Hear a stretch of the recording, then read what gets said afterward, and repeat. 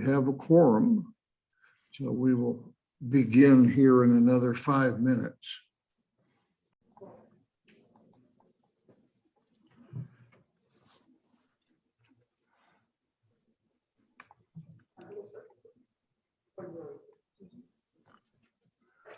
Oops.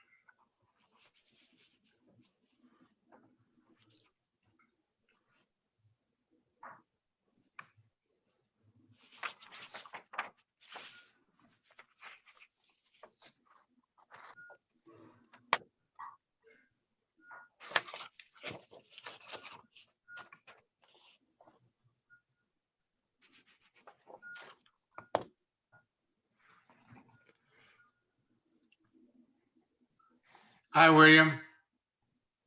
Good afternoon.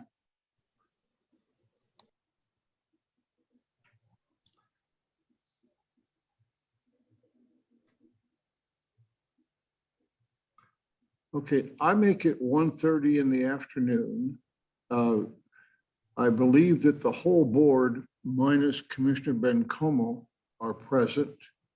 And so I'm going to call this work session to order.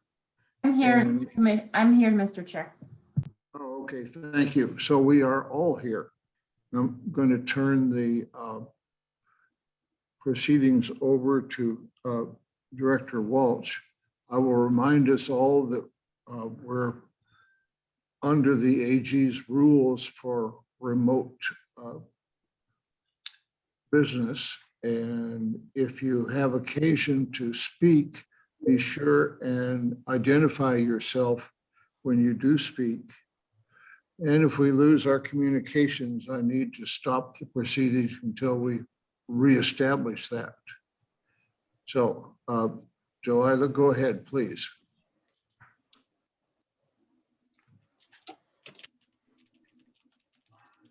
You're muted. Thank you, sir. Delilah Walsh, Utilities Director. This afternoon's work session will be focusing on the natural gas rate review proposal. As you know, we've already run this proposal through the UCAG, and they've recommended it to move it forward to the LCU board. That being said, I will turn it over to Dominique Rodriguez to introduce our consultant.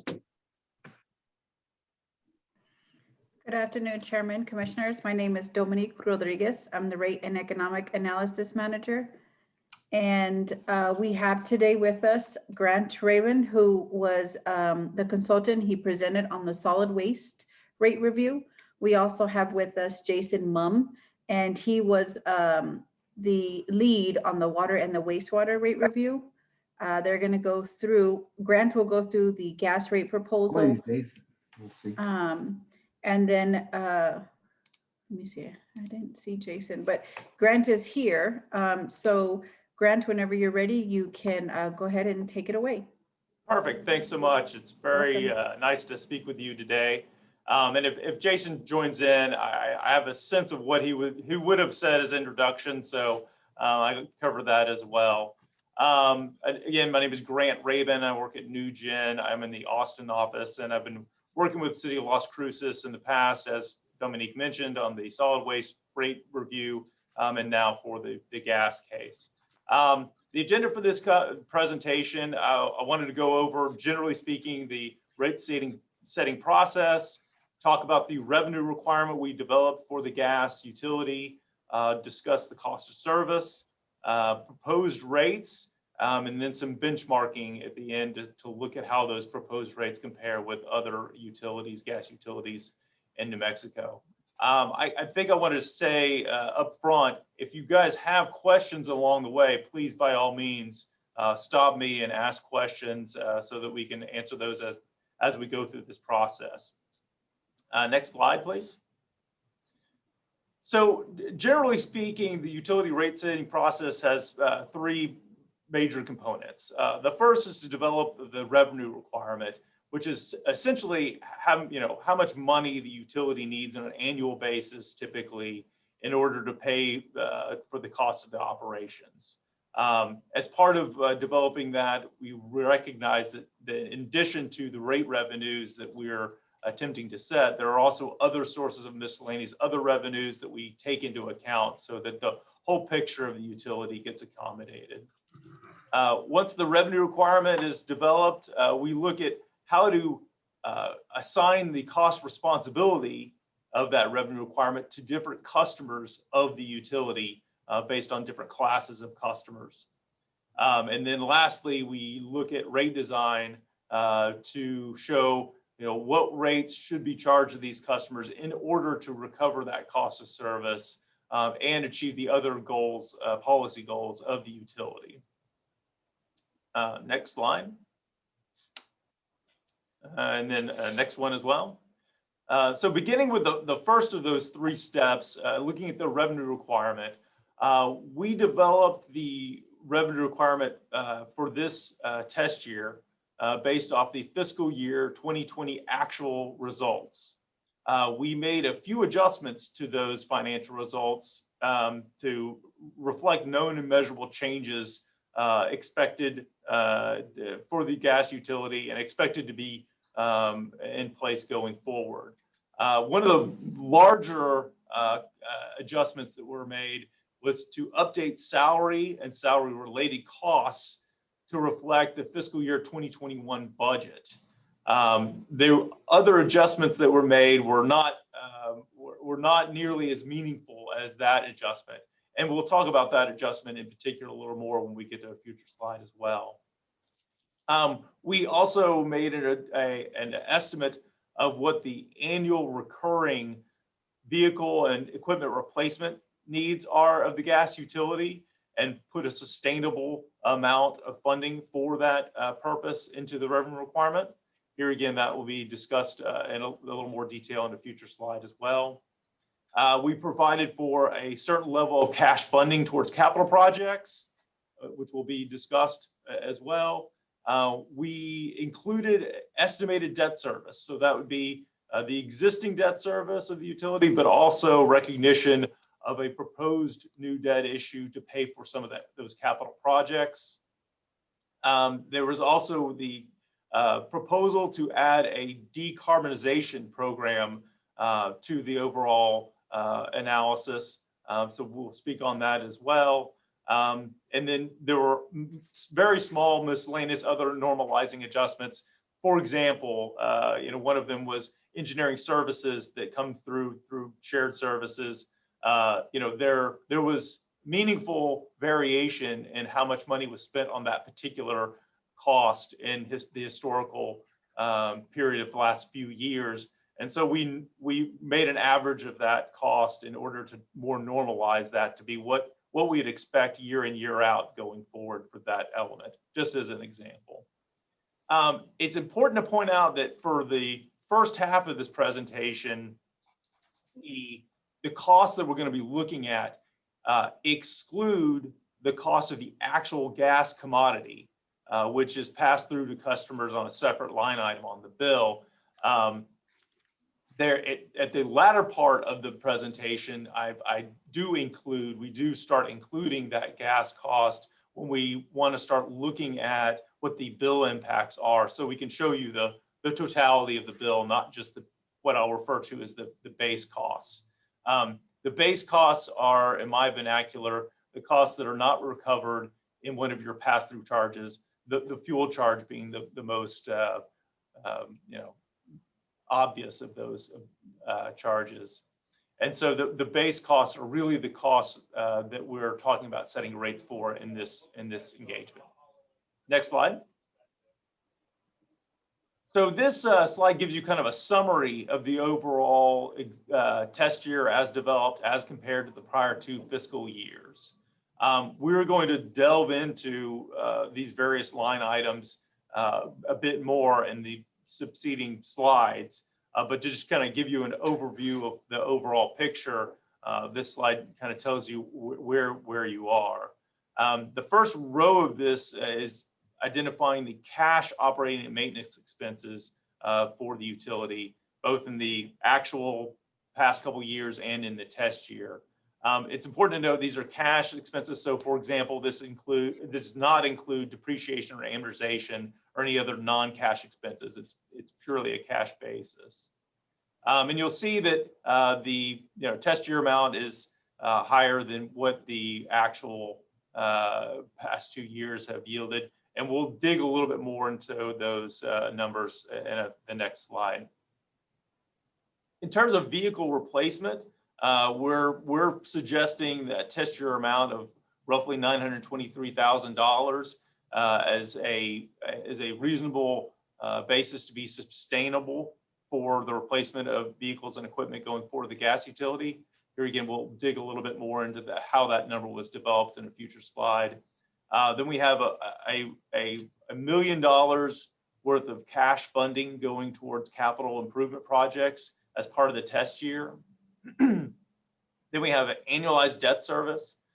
You'll note that in the historical period, debt service was, roughly in the $500,000 to $600,000 per year range. The test year amount is roughly $1.5 million. That incremental difference is due to the proposed new debt issue that we'll talk about here shortly.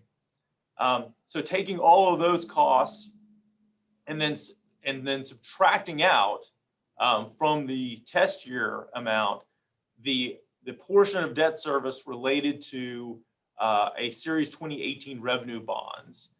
Those revenue bonds actually have a funding source external to these rates in that Johnson Controls has indicated that the additional revenue from customers will fund that debt service obligation, or if for whatever reason that doesn't happen, they'll ostensibly write you a check to make you whole for those debt service obligations. Because there is a funding source available to pay that debt service external to these rates, we've removed that cost element here. So to be clear, we included it in total debt service so you'd have the whole picture, but then removed a portion of it just so that the rates would be set accordingly. The next item is uncollectible expense. In the test year, that is essentially based upon the percentage of uncollectible expense the utility recognized in fiscal year 2019 as a percentage of total revenue. So if you take that percentage and multiply it by what we forecast to be total revenue in the test year, it indicates the need for $178,000 approximately of uncollectible expense. Notably, we relied and looked to 2019 fiscal year as the basis for that, as opposed to the most recent year. So any kind of impacts of COVID, that might be influencing that number are not reflected in our test year because our basis is from a year prior to even that. So if you take all those expenses and add them up, you have the total revenue requirement. But as I mentioned in a prior slide, there are also other revenues coming into the gas utility that negate some of the revenue that needs to be generated from rates. For example, there are miscellaneous fees that get charged to customers that are passed through to the gas utility from shared services.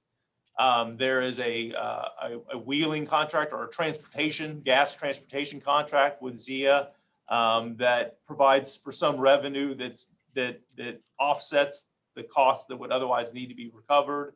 And then franchise fees, since the expense tied to franchise fees is showing up in the cash O&M piece, the revenue that you have available to offset those dollar for dollar are also reflected in that other non-rate revenue line. So that when you subtract out that other non-rate revenue, kind of miscellaneous revenue component, you have the net revenue requirement, which is what we want base rates to recover of $13.117 million per year.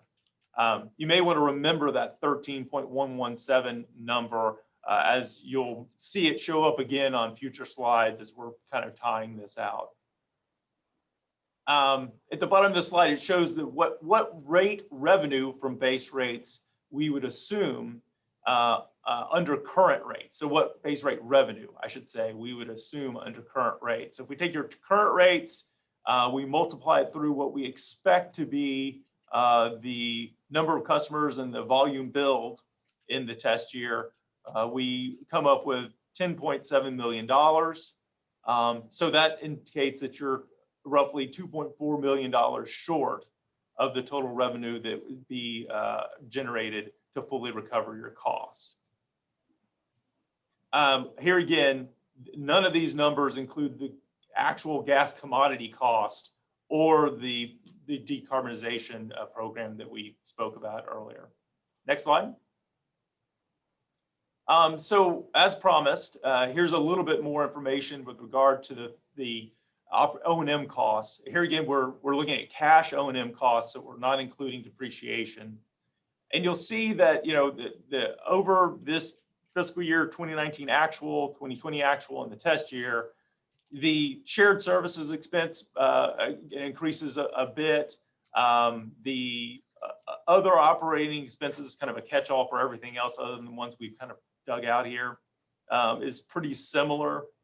The repairs and maintenance costs is, you know, pretty similar, maybe a little bit less than what it was in 2019 actual.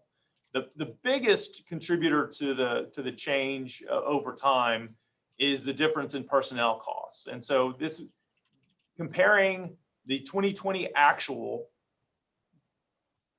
bar of the graph to the test year, you'll see there's, you know, a meaningful difference in that increase between those 2 points in time. That's the result of a few things. One is the 2.5% salary adjustment that is reflected in the 2021 budget. So salaries are higher. There's also a more meaningful contribution related to insurance that is reflected in that number, more substantial cost. And then it's also true that in 2020, you did have some vacancies in the gas utility. So not all of the salaries that would potentially be paid if you were fully staffed were reflected in that fiscal year 2020 actual amount. So the test year reflects all those vacancies being filled and what the salary expenses should be if the utility were fully staffed. So those are the primary drivers of that difference. Next slide. Looking at the vehicle and equipment purchases and funding, if you look at the top line, the contributions, you'll see, you know, the contributions towards paying for these pieces of equipment has been declining over the past few years. It's also true that the utility is getting a little behind in the programmatic replacement of pieces of equipment. And so as part of our analysis, we looked at each individual piece of equipment, identified what it would cost to replace it today if the utility needed, you know, was going to buy another one today to replace it, figured out where it is in its life cycle, how old it is versus, you know, how long those types of each individual piece of equipment by type should last as part of the utility, and then made an assessment of, all right, when does this need to be replaced? And if the piece of equipment was behind schedule, meaning it should have already been replaced already, but was still around, then we assumed that the utility would need to replace it immediately in order to catch up. However, that did not, because of the way we went about estimating the annualized cost, that didn't necessarily overstate what you need in the test year, because that test year amount that we developed, which is shown as $943,000, is born of taking an average of the past 4 years of actual spending on vehicles and equipment, and then looking at the next 3 years forecasted of vehicle equipment spending. Now, one of those 3 years, the first year, has the catch-up for all the pieces of equipment which are behind schedule in it. So that 1 year is, you know, is a larger investment that feeds into the average, but we're still making a simple average of 7 years of capital spending. And so we're basically normalizing that out to a level of spending that we believe would be sufficient for the utility going forward to slowly track back towards being on target for typical replacement schedules for these pieces of equipment. The other thing you'll notice here in this slide is that, the utility does sell property at the end of its life and usually gets some value for that. So we've recognized that based on a historical average of how much revenue generally is experienced from those sales, to credit that against the obligation to fund $943,000. So the amount that's actually showing up in the revenue requirement as a recurring obligation is $923,000, which is the 943 minus the $19,000 of assumed revenue from selling property. Next slide.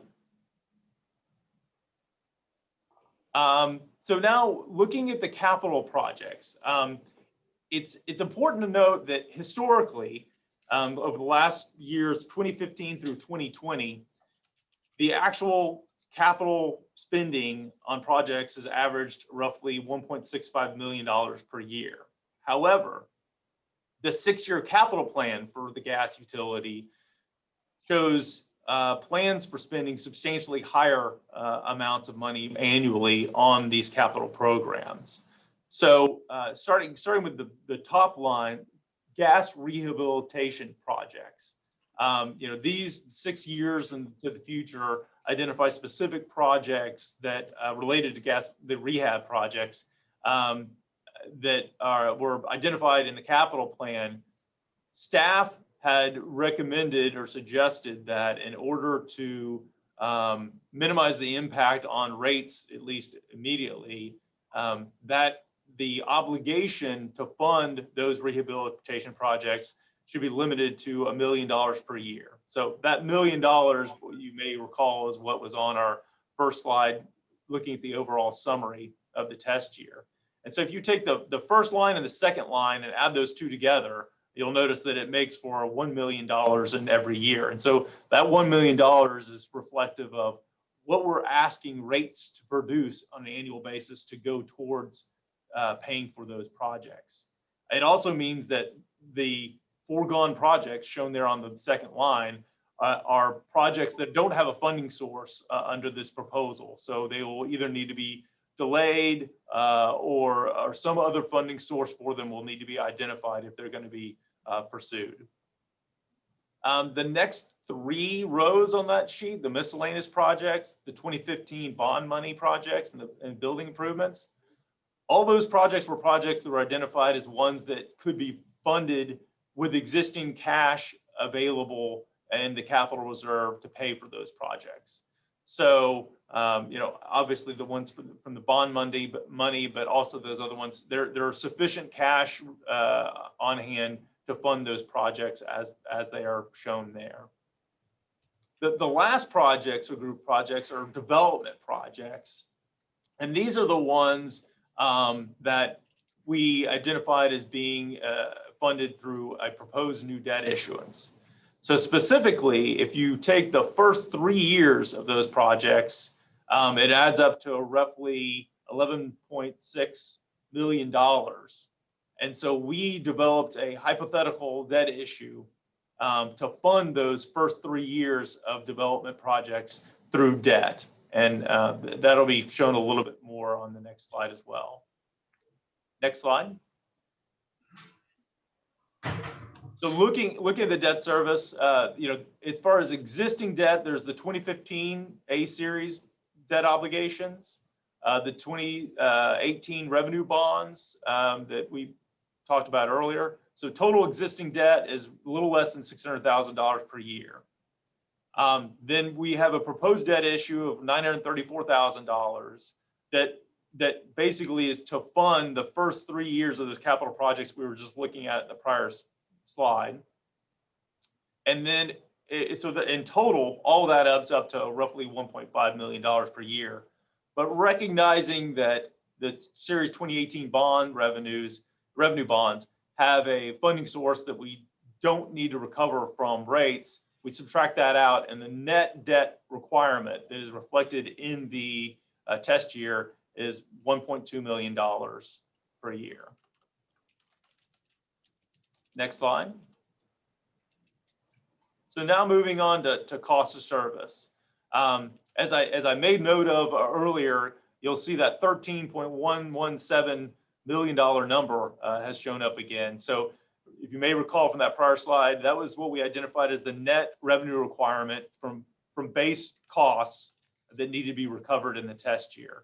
And so what we've done is we've allocated that $13.117 million to these various subfunctions of the gas utility. So for example, we've got a portion of it's related to transmission, a portion of it's related to the low pressure distribution portion of the system, the high pressure distribution portion of the system, and then meters, services, other customer related costs. And so we were able to get this overall base revenue requirement sub-functionalized in these categories based largely off of allocating based off of either labor costs or in the case of debt service, it was based off a net plant investment or your net plant on your books, or miles of pipe. There are various means, for example, for a maintenance cost, allocating that to different portions of your system based off the miles of pipe relative to each of these categories of the system. Those are the different bases we use to rationally put these dollars into these various sub-functionalized categories. Then we also have what we've identified as pass-through costs. So as I mentioned earlier, the most common of those is the commodity cost, the cost of the gas itself. So this is kind of the first slide on which we're actually showing the cost of the gas along with the rest of the base revenue requirement.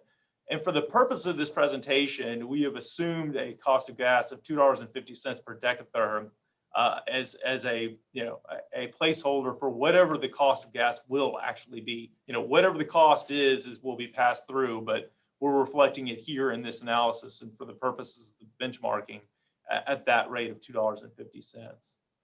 The other thing that's here on the pass-through charges is related to this decarbonization cost.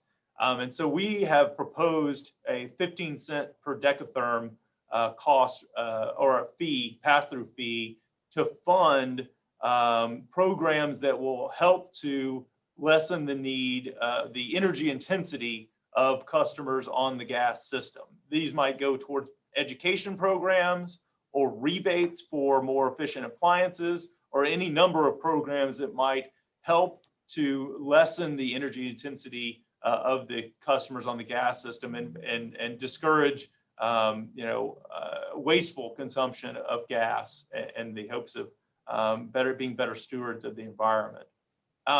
That particular suggestion or recommendation at 15 cents is consistent with some of the benchmarking that we did around those types of riders in the state and around the country. In particular, the New Mexico Gas Company has a similar rider that I believe is at around 17 cents per decatherm. ZIA also has a rider for these types of programmatic costs. They are funding that currently at a much more modest 1 cent per decatherm. But the 15-cent level is much more consistent with what we've seen in other states as well. So at that rate, that would imply that under normal weather conditions and gas sales, it would generate almost $500,000 per year to be made available to help fund those projects and those efforts as mentioned previously. The other thing on this slide that I think is important to point out is that depending for the various sub-functionalized categories, transmission, high pressure, low pressure distribution system, we're identifying in the middle there the allocation basis of how we're going to allocate those costs to different customer classes. Largely, we are using the peak demand of the system as the basis for allocating to customers. So you're a winter peaking system because a lot of the gas that gets consumed for heating. And so in January or February, depending on the year, your overall gas sales will peak. And so we have taken that assessment, we have normalized it for weather, meaning we've made a small adjustment to it. In this case, it was small. We made an adjustment to it to reflect what we think gas sales would be under normal weather conditions. And by normal, we're defining that as however many heating degree days there were on average over the past 10 years. So we did make an adjustment to the actual gas sales that fiscal year to reflect what we think normal sales would be if weather were more normal. The adjustment in this case was exceedingly small. It almost didn't make any difference at all because the heating degree days were pretty typical for what the 10-year average would indicate. So these gas sales amounts were adjusted slightly to be reflective of that normalization, but as I suggested, the adjustment itself was very modest, almost didn't matter. So that's what norm peak is normalized peak, and CP is coincident peak. So we're looking at across the whole system, including all the different customer classes, what was the peak demand that they placed on the gas system in that peak month, and then allocating responsibility for cost recovery accordingly.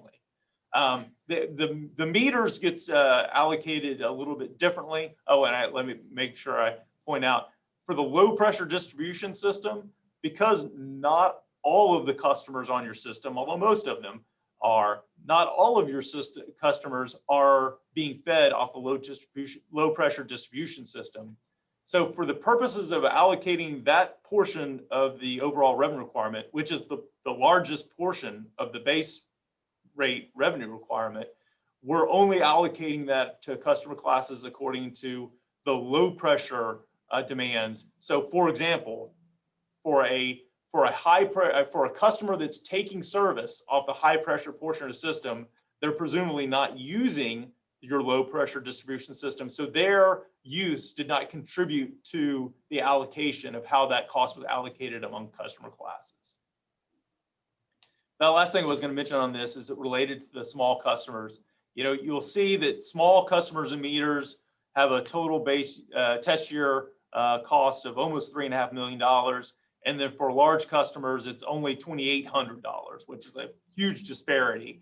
But if you actually take those dollars and divide them by the number of actual customers that are in those two categories, the dollars that are assigned to large customers are actually higher than what it is that is assigned to small customers. So put it another way, that the dollars, the $2,800 divided by the number of customers that are actually in that category ends up being a higher number than the cost responsibility identified for the smaller customers. So it's just an interesting outcome of the math, even though that difference looks so substantial that you'd think larger customers were somehow paying less. Next slide. So this then identifies the overall cost of service. We've taken the base revenue requirement, and this particular slide also includes the cost of the gas commodity and the proposed decarbonization program as well. But take all of those costs, allocate them to your various customer classes as listed on this worksheet, and then identifies, all right, how close to cost of service are the current rates for those customers? And you'll see that for all customer classes, they're a little bit under recovered. The industrial class is actually exceedingly close to exactly matching up with its cost of service. So the revenue that we think those customers would generate under a normal weather year is pretty similar to or almost exactly at cost of service. The other large customers have a more modest, an increase, or they're under cost of service by double digits, 13 or 15%. Residential is actually a little bit closer to cost of service, modestly above cost or below cost of service. Small and large commercial customers are the ones that are the most significantly distance or away from cost of service. And we'll talk about that more as we look at the proposed rates. The far right-hand column of this slide is the one that is speaks a lot to me. As you'll see, what that represents is what is the total cost of service divided by the number of decatherms of gas sold to each of these customer classes. And so what you'll see is for residential and irrigation customers, the cost of service per decatherm served is relatively high compared to the other classes. Then as you get into the commercial classes and you get to be, if you move to a commercial customer, the average cost goes down. You get to be a larger commercial customer, the average cost goes down further. You step into an industrial or a high volume customer, and those average costs continue to decrease. And so this relationship of decreasing cost per decatherm is what we would have expected to see as the result of this analysis before we even started. Now, I don't want to suggest we would have known what these dollar amounts were, but the relative increases or decreases in the cost of service by class are kind of exactly what we would expect. The very large high volume customers have a much lower cost of service per decatherm served. So that lines up with our expectations from our industry experience. Next slide.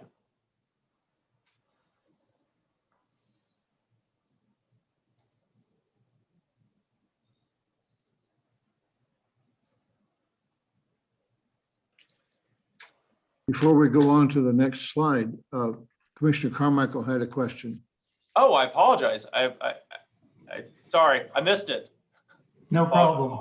This is Commissioner Carmichael. Grant, the difference in the under recovery of 2.9 million on that chart and the 2.4 under the revenue requirement, is that the rate rider? Yeah, so exactly right. So there's a couple things. The 2.4 is just base revenue requirement. And then this is inclusive of also the gas commodity and the proposed decarbonization. The decarbonization piece is is a bigger contributor towards that. So because of those other pieces that we're now folding into this analysis, the number changed. Okay, thank you. Yeah. Next slide. Oh, here we go. Proposed rates. So the first, next slide. So the first set of proposed rates that we're going to look at are essentially reflective of the utility, if we were to adjust rates all the way to what we're proposing to be the ultimate rates for full recovery. So we are going to look at these rates first. We also have, on my subsequent slides, a view of what might happen if you were to phase this in over time. But this first set is assuming that you're going to go all the way to the ultimate rate recommendation all in one step. So I have, because of the number of rates involved, I had to split this out over two slides. So the first slide is showing residential, small commercial, and large commercial rates. And you'll see, the access charge, which is the fixed dollars per month that gets charged to the utility, by the utility. We are kind of universally making modest adjustments to the access charges for each of these customer classes, and then making up the difference, the balance of the cost of service recovery from the volumetric charge. So you'll see that, for example, for residential, the access charge is starting off, it's currently at $13.75. We're proposing to move that to $14.50 per month. It's an increase of 75 cents, and the majority of the additional rate recovery would come through the volumetric charge. Similarly, for small commercial, a modest adjustment to the access charge and a much more meaningful increase in the volumetric charge. Here again, because small commercial and large commercial are the furthest away from cost of service, their rate impacts are the most significant. Next slide. And then this shows the remaining 6 classes of customers, the industrial, irrigation, and high volume classes. So as you may recall, I mentioned the industrial class is almost at its cost of service. So the only adjustment to the access charge we made here was just for administrative ease by rounding it to the nearest dollar so that, you know, it's just less burdensome to administer. It's not necessarily for cost recovery purposes. And then we've made no change to the volumetric charge in recognition of the fact that this customer class is at cost of service. The only other thing that gets changed under the proposal is we're suggesting, you know, the 15 cents per decatherm decarbonization fee, which doesn't exist today. So it's 0 now and would be 15 cents under the proposal. The irrigation, you know, let me also say this about the irrigation class. It's incredibly small in terms of the number of customers and the volume of gas involved. It's a very small number and very small contributor to the overall revenue of the utility. But nonetheless, this will bring them into alignment, better alignment with their cost of being provided service. Not surprisingly, you know, it's a little bit higher than what the cost assessed under the residential rate tariff would suggest, in recognition of the fact that they're a little bit more expensive to serve. They were the least efficient to serve per decatherm of any of the classes, primarily because they are, you know, peaky, for lack of a better word. They have demands, and then they have periods where there are no demands, and so there's significant variation in their consumption, and the small volume of consumption we're talking about just makes it more expensive to spread those costs to be recovered from them that are largely fixed costs across the actual gas that they're consuming. The high volume charge, here again, there is a you know, a 10% increase in the access charge, which for these customers, based on you know, my industry experience, they tend to not be overly concerned about what the access charge is. They're much more concerned about what the volume charge is because they're using so much gas. And so there is a meaningful increase in the cost of gas for this customer class to align them with the cost of service. But there's still, their gas rate, as we'll see in the benchmarking sections, is still very competitive and very favorable as compared to what the cost of gas is for other large gas users around the state. Next slide. So this shows then the average bill for these different classes. Now, for your context, the average bill in this case, how that was calculated was take the total revenue from that customer class, either under the current rates or the proposed rates, and divide that by the number of customers, and then divide by 12 months in a year. So that's average is not based on the average volume of gas used. It's based off of calculating an average customer via that methodology. So with that context of how that was developed, you're looking at the residential class increasing a monthly bill less than $2.50. You know, on a percentage basis, that's a little over 9%, but you know, $2.50, in my opinion, is not terribly overly burdensome, especially in recognition of the fact that it's been 10 years since these rates have been adjusted.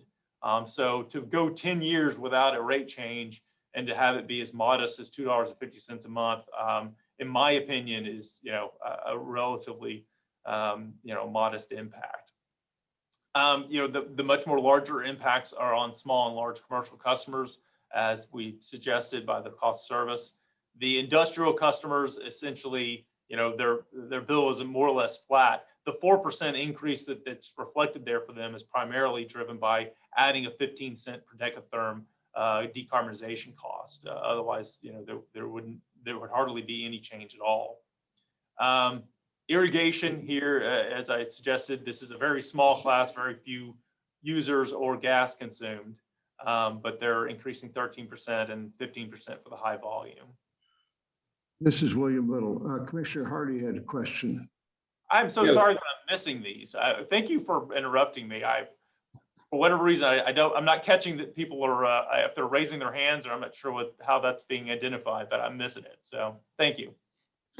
This is Commissioner Hart. Oh, that's no problem with the raised hand thing, but I'm just wondering, businesses like restaurants, gyms, bars, and so on, where does that fall? Is that like, you consider that small commercial? Yeah, that's a good question. And yes, unless they have some unusual operations, that's generally where I would find those customers in the class. We actually have in a future slide a better breakdown of defining what small commercial is. But basically, if you're consuming between 0 and 4,000 decatherms per year, then in Las Cruces' rate structure, you're defined as a small commercial customer. And so they can be very small. In fact, the average consumption for that customer class, as we'll show in a future slide here in just a moment, it is not a whole lot of consumption. Commissioner Hart again. Yes, I was just wondering, because of the COVID and everything, it's really things like the restaurants and bars and all those small businesses that have really been suffering a lot here during this pandemic. And I think about that and I look at the percentage increase, and it almost looks like we're kicking them again here. Anyway, that was just curious about that. Thank you. Yeah, absolutely. And almost like you queued that up for me. Next slide, we'll talk about perhaps what might be an accommodation in recognition of this, the more material changes to those two classes. So go ahead and go to the next slide, and we'll look at that. So this next series of rates envisions there being a limited phase-in of the rates. And so by limited, that implies two things. One, we are only looking at modifying the recommendations just for the small commercial and large commercial classes, because they're the ones that have the most meaningful increases under the proposal.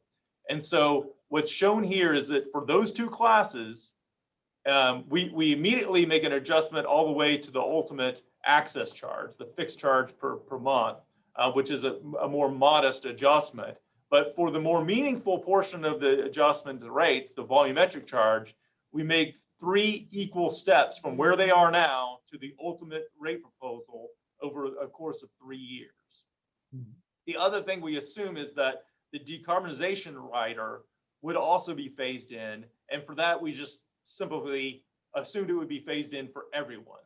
So under the limited phase-in that we're looking at here on this slide, only really small commercial and large commercial are getting the majority of the benefit of the phase-in. The other customer classes, which frankly are just not as impacted by the rate proposal, wouldn't get any phase-in, with the exception of the decarbonization rate. So if you'll go to the next slide, we'll look at what the bill impacts would then look like for those customers.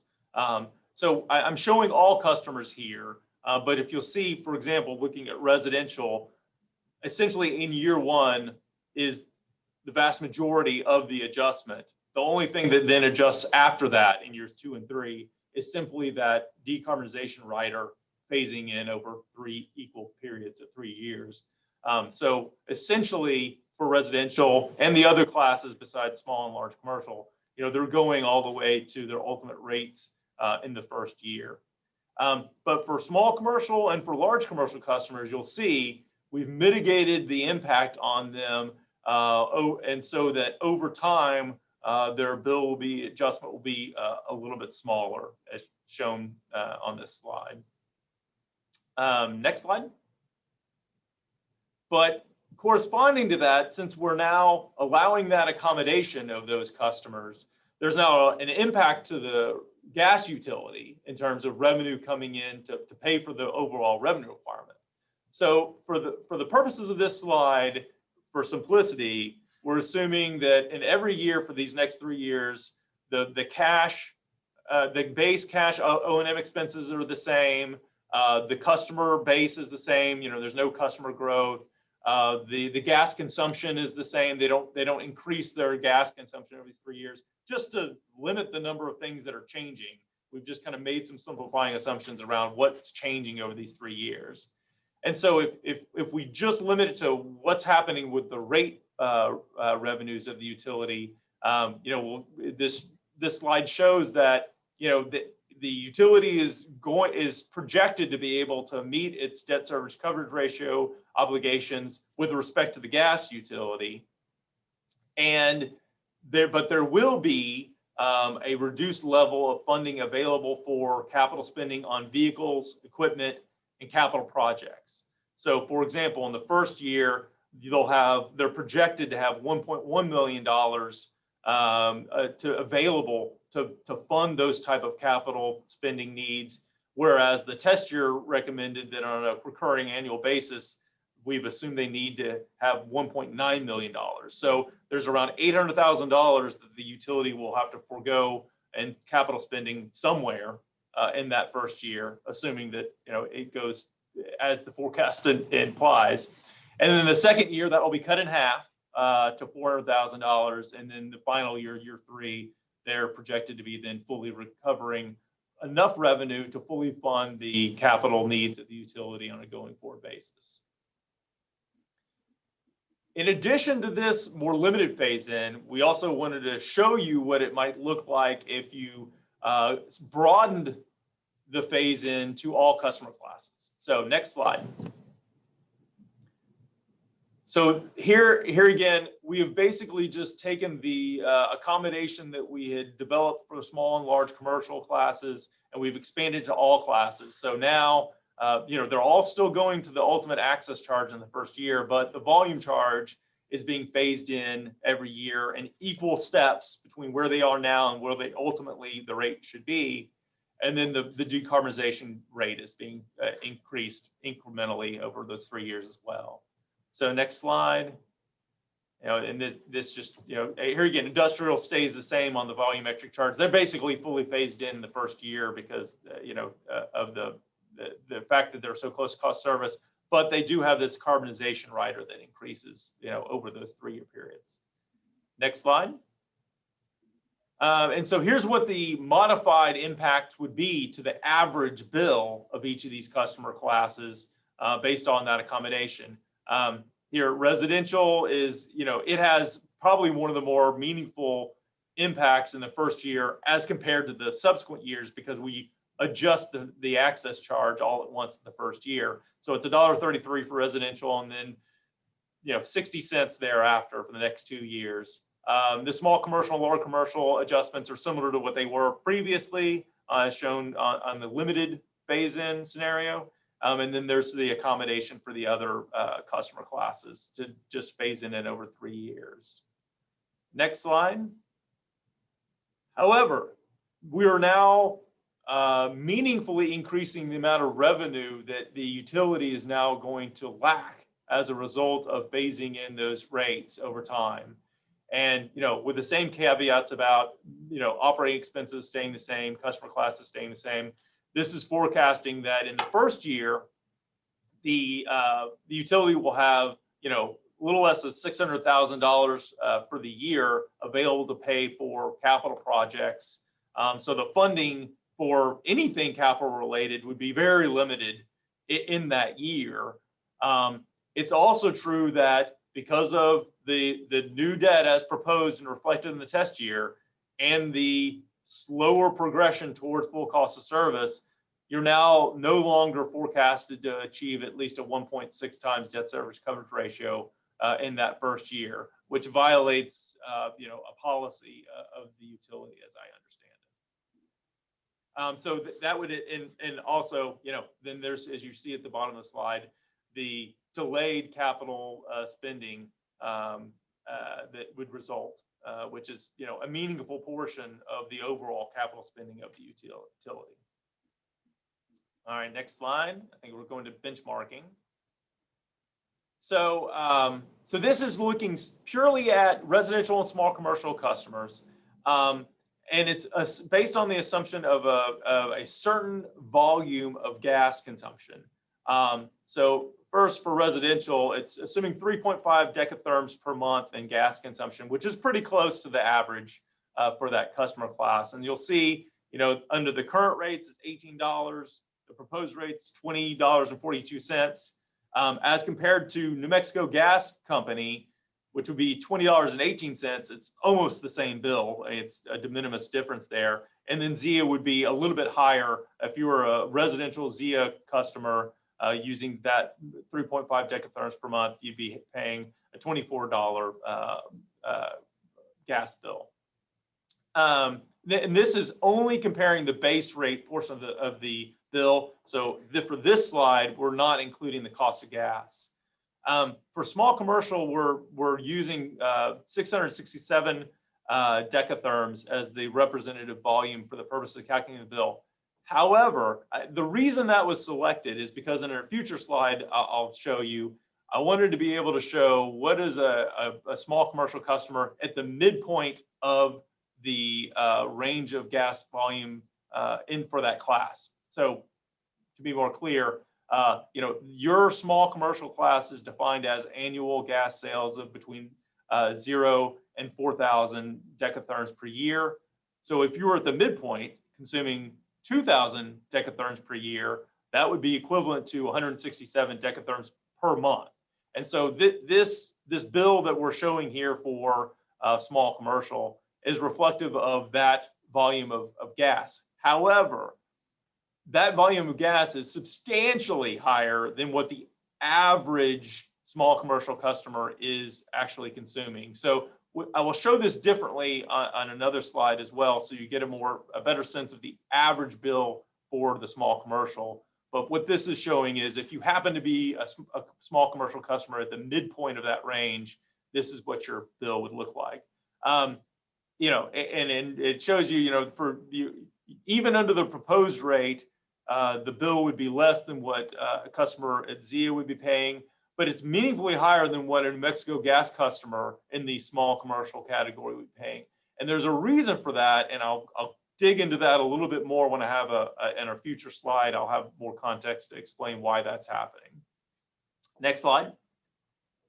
So this is then looking at, all right, under the limited phase-in option, this is showing for residential on the left, the bars on the left are residential. The dark blue is the current bill, and then the orange is the full cost of service, and then the gray is what the proposed year 1 rate would be, yellow year 2, light blue year 3. You'll see that by year 3, you get back to the full cost. It's the same $29.33 per month. And honestly, the bill is almost unchanged across all the 3 years, because the only thing changing in this limited phase-in scenario for residential is just that decarbonization rider, which is going from 0 to 15 cents in increments over those 3 years. For small commercial customers, you'll see, the current rate is the dark blue on the far left is $75, and then stepping in, because this is the whole point of the limited phase-in, is to assist this and the large commercial customer class with their bill impacts. You'll see that from the gray to the yellow to the light blue over those 3 years, how the average monthly bill would be changing. And this, and I guess I should say, and this is more reflective of average gas consumption for small commercial customers. So the dollars involved, as shown on this slide, are much smaller because they're more reflective of the average customer rather than the customer at the midpoint for the class. Next slide. So we wanted to show, how this rate proposal compares to other rates. So the top of this slide is the ZIA rates, the current rates charged by ZIA, and the bottom are the proposed rates for Las Cruces. And so you'll see that for residential, the ZIA rates are 50 cents less than the proposed rate for Las Cruces. but the volumetric charge is meaningfully more. And in fact, for all the classes, the volumetric charge under ZIA rates is meaningfully more. And so even though some of the access charges are a little bit lower for ZIA, for virtually any customer that has any consumption at all, they're going to end up with a lower bill under the proposed rates from Las Cruces as compared to the ZIA rates. And so go to the next slide, that'll show that. So now this is, here again, just comparing the base rate portion of the bill. So this bill doesn't include the gas itself, the commodity, but it shows you for base rates to base rates how they compare. So based on the consumption assumed per month in that far left-hand column, it shows you kind of for those different customers in those classes with those assumptions about consumption, what the bill would look like. For residential, as I mentioned earlier, 3.5 decatherms per month is pretty close to average, so that's pretty representative. The ZIA bill would be, you know, a little bit higher bill than under the Las Cruces proposal. You know, the relative savings or lowering of the bill under the Las Cruces proposed rates gets more significant as the customers get to be larger gas customers. So, you know, larger customers would be much better off under the proposed rates from Las Cruces as compared to the rates currently charged for those customers by ZIA. Next slide. So then here's the New Mexico Gas Company. Yes. This is William Little. Go back one. Sure. I see at the bottom of that chart 2 lines for high volume. Yep. And thank you for pointing that out. So the reason I did that is I wanted to kind of show 2 different, so these high volume, so excuse me for backing up. Those volumes that are shown, are assumed in that column are both volumes that would be reflective of a customer that would be categorized as high volume under Las Cruces' customer classes.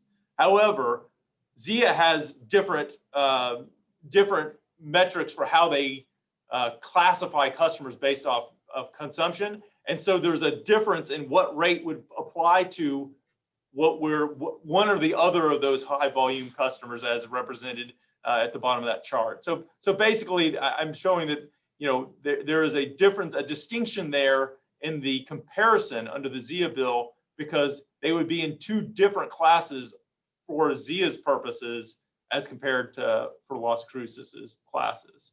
Does that make sense? If I explain that in a way that makes sense? Thank you. Yeah. All right, next slide. So then New Mexico Gas Company. So the top of the screen is showing the New Mexico Gas Company current rates, and then the bottom is the proposed rates from Las Cruces if fully, you know, phased in. And in this case, I told you earlier that, you know, I would kind of explain why I think the bills for a small commercial customer look so much lower under New Mexico Gas Company's tariff as compared to the proposed rates for Las Cruces. And this slide, you know, is part of that explanation. You'll notice that for small commercial customers, a customer that's defined as small commercial under New Mexico Gas Company's tariff is one that consumes between 0 and 20,000 decatherms per year. 20,000 decatherms is a lot of gas. As a matter of fact, if you consume 20,000 decatherms inside the territory of Las Cruces, you'd be an industrial scale gas user. And so inside of the class that New Mexico Gas Company is defining as small commercial are some relatively large customers. And the fact that they have composed that customer class with very, very small customers is down to, you know, almost no gas at all the way up to some fairly large gas customers, their average blended cost of service for that class is lower. So what's happening is the much larger customers that are in that class are driving down the cost of providing service to that class as a whole. You know, the big customers are benefiting the small customers that happen to be residing in the same class by virtue of having a much more efficient, better cost of service, and they're lending that efficiency down to customers that are much smaller than they are. And so as a result, the volume charge that New Mexico Gas Company charges to those customers as a class is a blend of what it needs to charge for all those customers in that class in order to fully recover its cost. And it's just a lot lower because of the nature of the very large customers that happen to be sending in it. Compare that to Las Cruces. A small commercial class customer for Las Cruces is between 0 and 4,000 decatherms per year. And then large commercial is 4,000, 16,000, industrial is greater than 16,000. In my opinion, these definitions of classes of customers are much more appropriate to group customers with other similar customers for the purposes of figuring out what it costs to serve them. Customer classes should be reflective of groups of customers that have similar costs to serve. So by including vastly different customer users within the same class, you've got a real mix of demands being placed on the system, and as a result, a much more varied cost of service result. The classes as proposed or as existing for Las Cruces are, in my opinion, much better reflection of what it's costing to serve these various classes under the calculation of the cost of service. But that is why the users for the bills, I should say, under the New Mexico Gas Company's rate structure look more favorable for those very small commercial customers. Next slide. But you'll see that first of all, for residential customers, there almost isn't any difference. That there's a small difference in the tariff, but it doesn't amount to a whole lot of dollars for any meaningful residential customer. So essentially, a bill you get from New Mexico Gas Company is going to look pretty similar to the bill that Las Cruces would send you in terms of the base rate costs under the proposed rates. So it's more or less the same bill.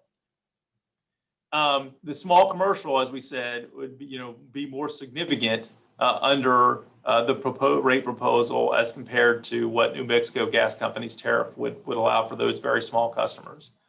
But if you're a large user of the system, you are significantly better off to be billed under the proposed rate structure under Las Cruces as compared to New Mexico Gas Company. And this kind of speaks a little bit more to that what I was saying earlier. Because their larger users are helping to subsidize the small users, it means the larger users have to pay more as compared to what the rates are for the Las Cruces under the proposal. So the bills for very large users are meaningfully more favorable under the Las Cruces rates. As I suggested, the bills for the very small commercial customers are less favorable under the Las Cruces rates. And that may be the last slide. I'm not sure. Is there another slide? Let's see if we can. No, I think that's it. So I'm happy to entertain questions. Okay, questions?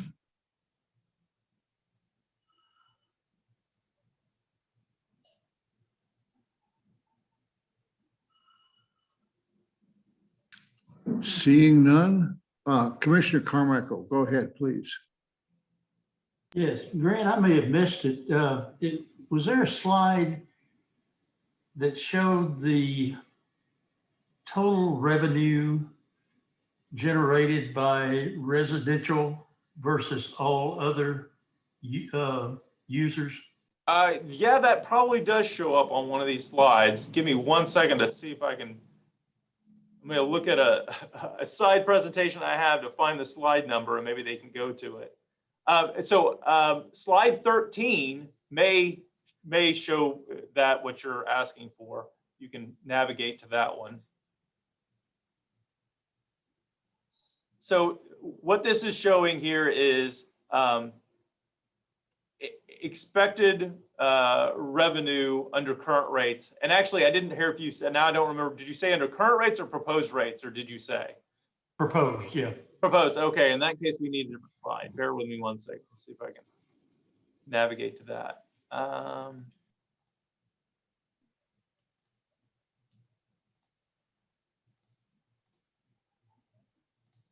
You know what? Well, current rates probably are reflective. Yeah, for residential, they're not too terribly different, but I think you're right. I'm not positive that I have a slide that shows exactly that. So So that's go back like- to slide 13 and That's like Yeah, 12.7 out of 18.9.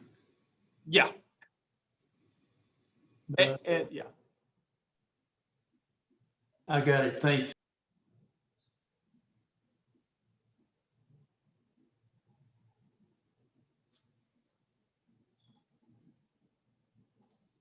And while you guys are thinking of other questions, I can go to a different source and see if I can more readily get the actual answer to your question. This is William Little. Commissioner Carmichael, were you satisfied? Yeah, that, I expect that's pretty reflective, even of the new rates. Okay, this is William Little. I have a couple of questions.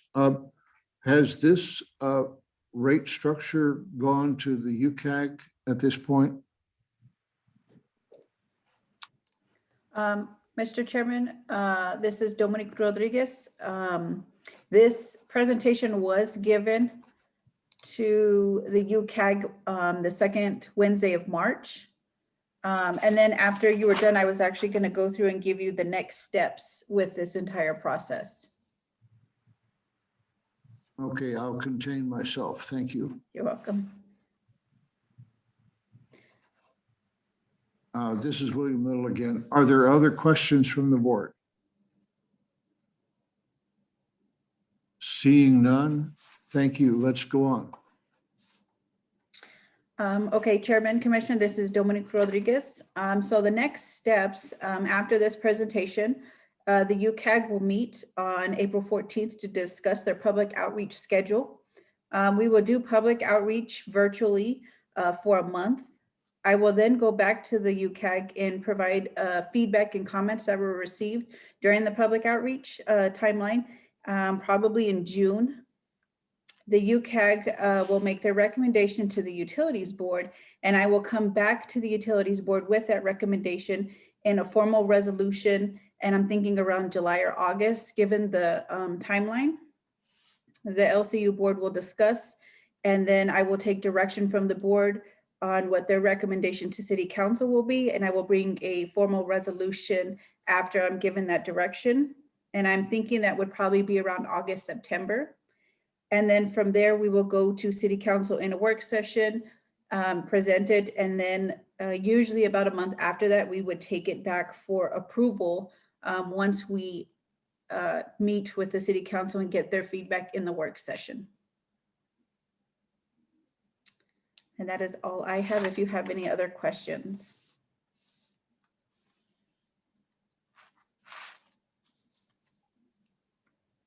Okay, anything else? Okay, this is William Little again.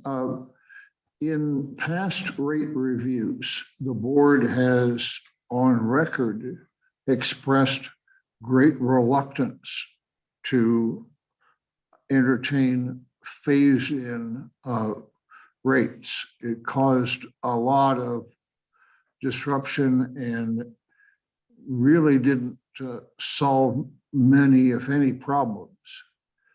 And while we are not voting today, I believe that the UCAG should be reminded of that reluctance in the past. Chairman, yes, this is Dominic Rodriguez again. I can bring that up during our meeting. During the public outreach, we were going to present the 3 phase-ins, the full cost, the partial phase-in, and then the full, all rate classes would be phased in, but I will make a note to discuss that with them as well.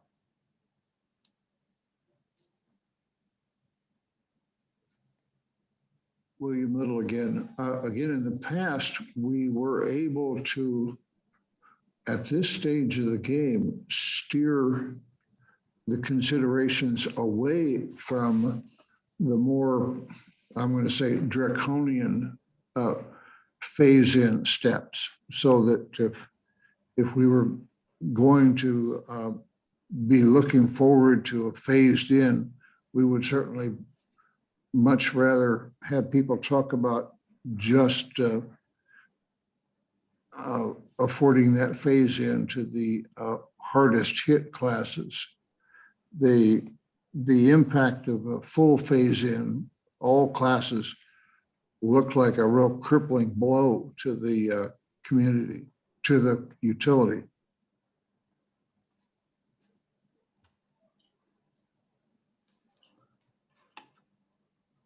This Commissioner Carmichael, I support that view. Chairman, Commissioners, I can let them know that we would like to look at the full cost, and then that partial phase-in, which is limited to those large and small commercials that will be hit the hardest, and not the full phased-in method. William Little again. We're not voting today, and our preferences are not binding on UCAG, but we will go ahead and make our preferences known. Yes, sir. Thank you.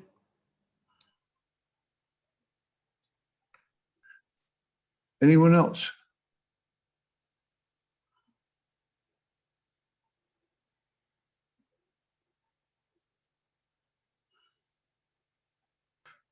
Well, Dominic and the consultant, thank you so much. Are we done for the day? Thank you. Yes, this is Dominic Rodriguez. We are done with the work session, portion. Okay, this is William Little. I make it 2:45, and we can begin the regular session immediately following the work session. But we can also give ourselves 10 minutes here to regroup. Is the board interested in any greater time lag than 10 minutes? I think 10 minutes is fine. Agree.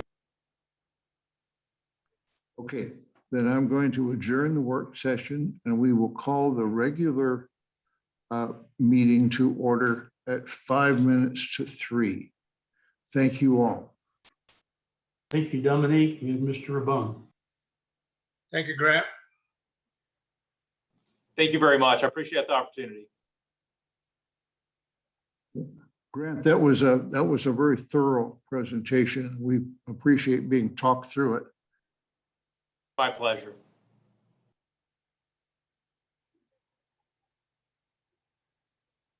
Oh, don't turn off your machines. There's no break in the Zoom. The Utilities Commission to order. Just because I can't see who is and isn't here, I'm going to call the roll. Vice Chair Archuleta. Here. Commissioner Bencomo. Here. Commissioner Carmichael. Here. Commissioner Hardy. Here. Commissioner Johnson. Here. And Commissioner Sword. Here. Thank you. We are all here. As we begin the meeting, let me remind you that we are operating under the rules from the Attorney General's Open Government Division that we must provide a mechanism for the public to view these proceedings, which we do. They have a separate Zoom link. And as we go through the afternoon, if it's our turn to speak, we want to remember to identify ourselves when we begin speaking. And if for some reason the communication links break down, we will stop the proceedings until those communication links are set back up. That said, the first order of business is to inquire of the board and staff if there are any known conflicts of interest with any item on the agenda.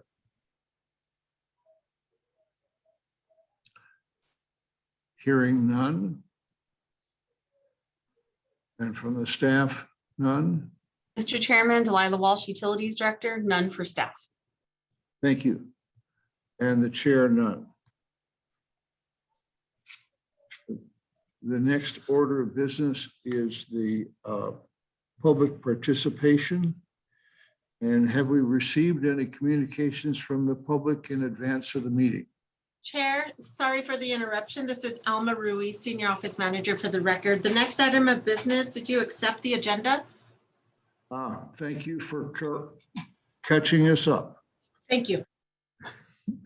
The first order of business is acceptance of the agenda. We can have a motion to approve the agenda. Commissioner Archuleta, so moved. And a second. Second, Commissioner Johnson. Thank you. Are there any additions or corrections to the agenda?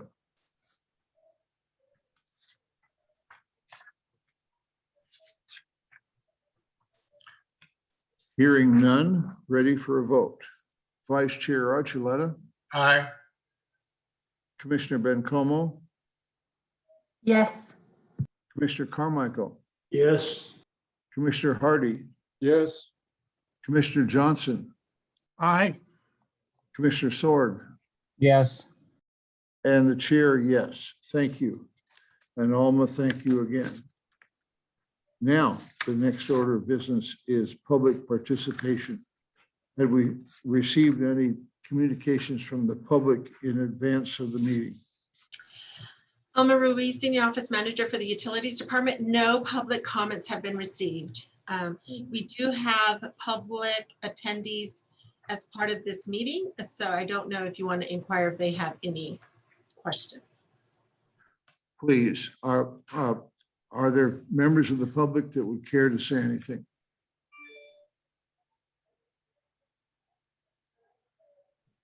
There are no hands, Chair. Okay, hearing none. The next item of business is the administrative report. Commissioner Walsh. Thank you, Mr. Chair. Delilah Walsh, Utilities Director for the record. We will start off the administrative report. The first section will be from Joe Provencio.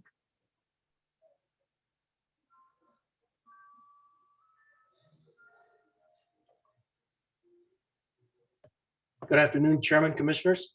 Jose Provencio, Deputy Director, Business Services. As with any board meeting, I will brief you on the activity and the status of utility bill payment assistance programs that we administer. The current slide before you presents the activity with those specific items. Pretty much it's at about the same level as we've been experiencing over the past several months, and the numbers speak for themselves. And if we can move over to the next slide, presenting some of the more significant portion of the report. We have the current continued emergency assistance funding helping our customers over the past couple of months.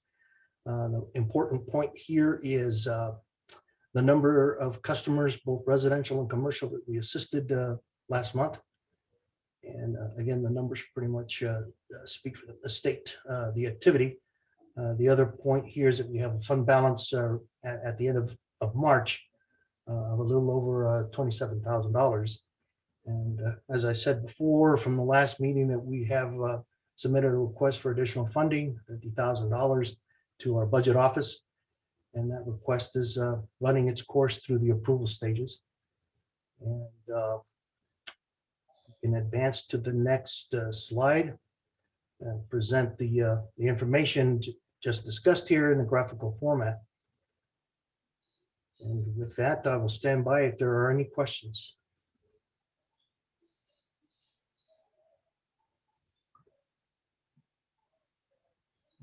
Hearing none, this is William Little. I have one. Where does the cutoff process stand? We're still in abeyance? Chairman, Commissioners, if you are referring to the resumption of service cutoffs for delinquent balances, is that your question, sir? Right. We are still under suspension. The policy is set by City Council.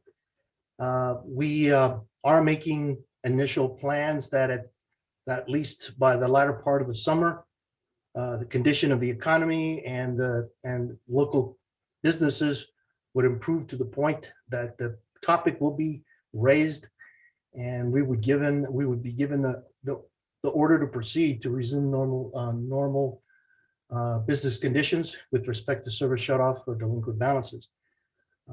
I defer to the director who's closer to the pulse of some of that policy decision making, and if I could just defer that to the director. Mr. Chairman, Delilah Walsh for the record. Right now, the governor's emergency order or public health order is still in effect, and pursuant to rules under PRC, utility shutoffs cannot resume until 45 days after the expiration of her order. We do anticipate that order will be in effect until New Mexico meets its vaccination or immunity goals. I believe it was 70% from the governor's office. And once that happens and the order is lifted, then we have 45 days to resume shutoff. However, we've been in a very healthy delinquent position compared to our peers and other utilities throughout the state, simply because the City Council has provided not only the CARES Act funding, but the utility assistance funding through the Telshore Fund. Thank you. Go ahead.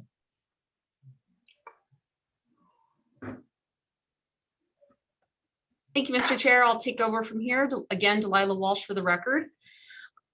I will be presenting our HR and COVID reports. Vacancies for the month of March, or at the end of March, were 53 vacancies within the utility. We're seeing the same kind of progress and sort of a steady hold on all our lines of business. In other words, we are filling positions. However, those positions are typically internal promotions, which mean we have other positions that open up at the lower levels. So we haven't seen much improvement. We're actually a little more challenged. I am happy to report I have seen in April a lot more hirings are happening and PAs are going through. So I'm hoping that number will look a lot better when we come to you in May. Next slide, please. As we've talked in the past, we're not anywhere near our goal to fill vacancies within 6 weeks. Right now, the process is taking about 39 weeks to fill vacancies within the utility. Acting on Commissioner Carmichael's suggestion for us to set a realistic goal in our next strategic business plan, we have set a new goal of filling vacancies within 20 weeks. So it's not great. It is half the 39 weeks or 40 weeks that we're experiencing now. But that's going to be our first goal. We will then graduate to meet HR's own strategic business plan goal, which is 10 weeks in the following year. And then the subsequent third year, we'll be reaching for our 6-week goal once again. The workflow by task owner, most of the process is still with HR with 40% at LCU. The 2% you see in process, that means we've actually made an offer. They've accepted it. We've hired that person and we're just waiting for them to start. Next slide, please. Our progress and forecast moving forward is just a reminder, we have been filling one position per week. But as I've mentioned in past meetings, it takes an employee maybe a couple months notice to retire or resign. And they give us a 2 weeks notice to a 4 week notice, but it takes us 39 weeks to fill. So we are trying to keep up with things that vacate and then promote and fill those positions. Let me Honor. interrupt. Yeah. Commissioner Johnson had a question. Yes. It's not a question, it's a comment. I applaud you on setting 20. I think that is a achievable but challenging goal. And hopefully we can see good progress as our staffing specialist comes up to speed. But obviously 39 versus 6 was way too daunting. Yes, it was. Thank you, Commissioner. Our PAQs and reclasses are moving forward. I'm very happy to report that we're advertising some of those reclass positions, and hopefully we'll be able to fill those vacancies faster. Things are starting to move through HR. I'm even happier to announce that our staffing specialist, Diamond Medina, officially started in March. You won't see her in the office yet. She's transitioning out of the purchasing department, and she's also training with HR. So once we get her through that process, she'll be working closely with Adrian to move forward on our staffing goals. I was actually earlier today typing a very long list of things I want her to start prioritizing and setting up in the coming new year. One of those things is our intern and journeyman program, as well as the ACE experience through Las Cruces Public Schools. So those are going to be two of her top activities to coordinate with HR and the Career Development Office. On that end, we've also opened applications for 2 new interns in fall of 2020. We've updated that program specifications as well as the contracts. We've cleaned up a lot of the language, and then we'll be expecting Diamond to manage that program for the utility. I'm very excited because I think we have some opportunities to expand it. So we'll be having those discussions coming up. With that, I do stand for any questions regarding HR activities. Seeing none, thank you. Okay, we'll continue with the next slide on our COVID management, incident management. We're still under our continuity of operations plan, which was approved last year. All our programs continue to be 100% operational. Our return to work plan is still in effect under a yellow county designation. I'm sure you've read in the news yesterday, several of the counties were reclassified as green or turquoise. Donna Ana again remains in yellow. I believe we have another review next week to determine if we can move to green. With that said, we're going to leave our building staff levels as is, and we're limiting gatherings with up to 10 or less with masks and social distancing. So hopefully Donna County will see some progress, and once we move into the green, our return to work plan will be updated to allow more staff members in the building. All New Mexicans over age 16 are now eligible for the vaccine and can register at the New Mexico Department of Health's website. The city of Las Cruces did hold a vaccination event for our employees, and I believe that was on Monday of last week or Tuesday of last week. And I believe they had a few hundred employees who went to the convention center to take part of that event. Our employees who did participate in that event took the 2-step shot, meaning that they've got their phase 1 and then you have to wait 3 weeks in order to get your second shot. And then 2 weeks after that, you're considered having full immunity or benefit of that vaccine. So hopefully we'll see more people coming in as the vaccine and exposure is balanced. Next slide.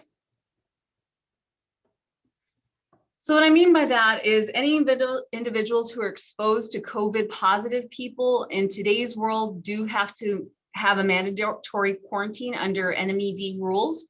And that's the New Mexico Environment Department's OSHA rules. However, once we have employees who are considered fully vaccinated, in other words, they've had both shots and a 2-week waiting period, Once that 2-week waiting period after the second shot is complete, they no longer have to be quarantined if they were exposed to a COVID positive individual. So that's what I meant by my prior statement, that we look forward to having more staff coming in and not having to be quarantined due to exposure. Of course, any positive cases, just as usual, nothing will change with the vaccine. They will have to be quarantined and NMED notified. We are continuing sanitization of our common areas, our offices and equipment. We've budgeted that for the FY22 fiscal year also. We are continuing to use temporary employees to cover staff taking leave, and will be retained to cover staff in quarantine. We do have several staff members. We'll actually start monitoring probably closer to May or June for them to take time off. As you know, last year when we came up to December, we had 65 employees who had already reached their maximum leave balances because the utility stayed operational through the COVID pandemic, and we're covering for each other. So there were several situations where we could not have time off. Myself, I know I've earned well over 100 hours of annual leave, and I've only been with the city for 18 months. And so, and I'm at the low end compared to some of our longer employees. So we're going to start evaluating that again in May, looking at how much leave people need to take. In addition to that, most of our employees still haven't used the 120 hours extraordinary leave that was given to all City of Las Cruces employees during the pandemic, again, because we stay 24/7 operational. So I'm anticipating use of that leave in lieu of other earned leave as we move through the calendar year. We have received funds for utility assistance, as Joe mentioned. We are asking for an additional $50,000 at the next city council meeting in order to round out that fund and complete the fiscal year. I believe that will hold us true until disconnects are allowed by the state of New Mexico. Donna Ana County is also advertising to citizens for help. And what I mean by that is Donna Ana can help with utility assistance, rental assistance, I think even childcare assistance, medical assistance. They have several $1 million in CARES funding that they need to spend down before the end of the federal fiscal year. And we've opened that up to our customers as an option and opportunity also. And with that, I will stand for any questions regarding our COVID response.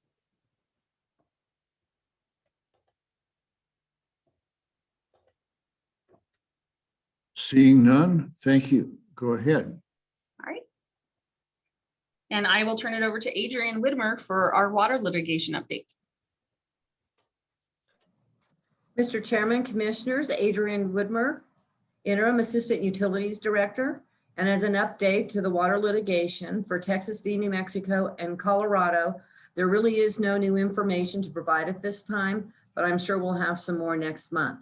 For the Griggs Walnut federal litigation, there is the potential for mediation with the final litigant, and right now that's being negotiated. So perhaps we'll even have more information on that next month. For the West Griggs property, the report related to the soil vapor data is scheduled to be provided next week for internal review. And essentially based on those, we don't believe that there's a big issue. So our request to the Environment Department will be that the results show that there is no need for any remedial action. And then we'll just have to sit back and see what NMED says. So we do look forward to getting that report. And with that, I'll stand for any questions.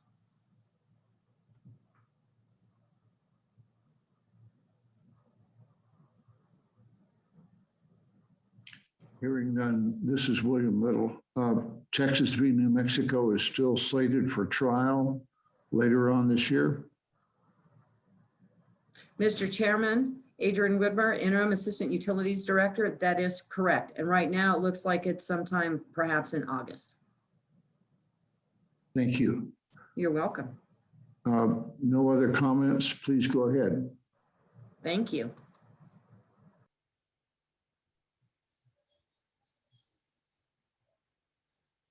Good afternoon, Mr. Chairman, Commissioner. Lucio Garcia, Deputy Director, Natural Gas Maintenance and Operations. I'd like to provide you with a little update of our energy transition and decarbonization that Ms. Delilah Walsh started in February was the first one, and this will be our third update. The first item that I want to update you on is the added energy transition as issue number 9. to the new Las Cruces Utility Strategic Business Plan. And that is completed. That has been done. It's pending approval from City Council. Resolution was also presented to City Council April 5th, which was past Monday, by our Utilities Director, Ms. Delilah Walsh, and a recommendation for changing the natural gas line of business to natural gas energy resources line of business. And then the third item is add a decarbonization and environmental rate rider to natural gas rates. And that is in progress as a presentation was previously in the workshop included the rate rider for that. Next slide, please. As part of the transition commitments, item number 1 is to establish an energy transition plan and a roadmap with milestones and strategies to determine the path to greenhouse gas emissions reductions over the next 30 years. The second item is to commit to smart innovations, new and modernized infrastructure and advanced technologies, as well as partner with other utilities, energy providers, industries, and research labs and investors to establish renewable energy sources. And the development of programs based on the rider would be the efficient use of energy programs, which will start investigating as well. And that concludes my brief update on the City of Las Cruces Utilities energy transition and decarbonization. And I'll stand for any questions. Thank you. Okay, Commissioner Walsh. Thank you, Mr. Chairman. Again, for the record, Delilah Walsh, Utilities Director.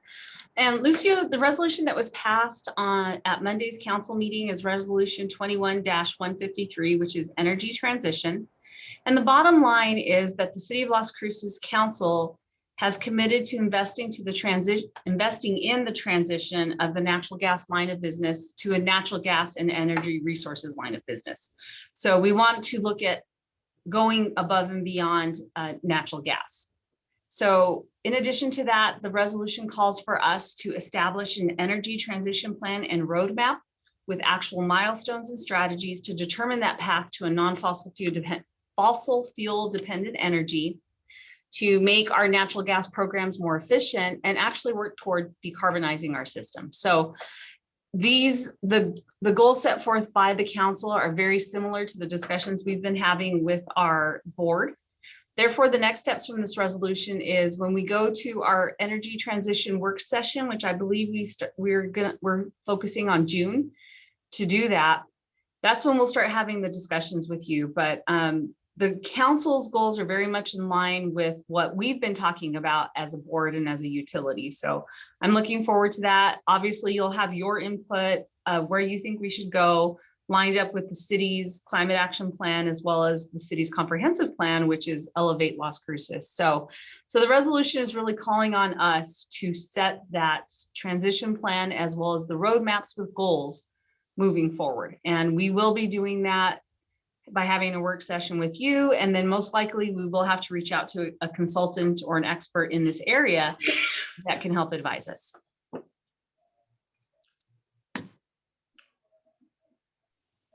I have a question, Mr. Chairman. Go ahead.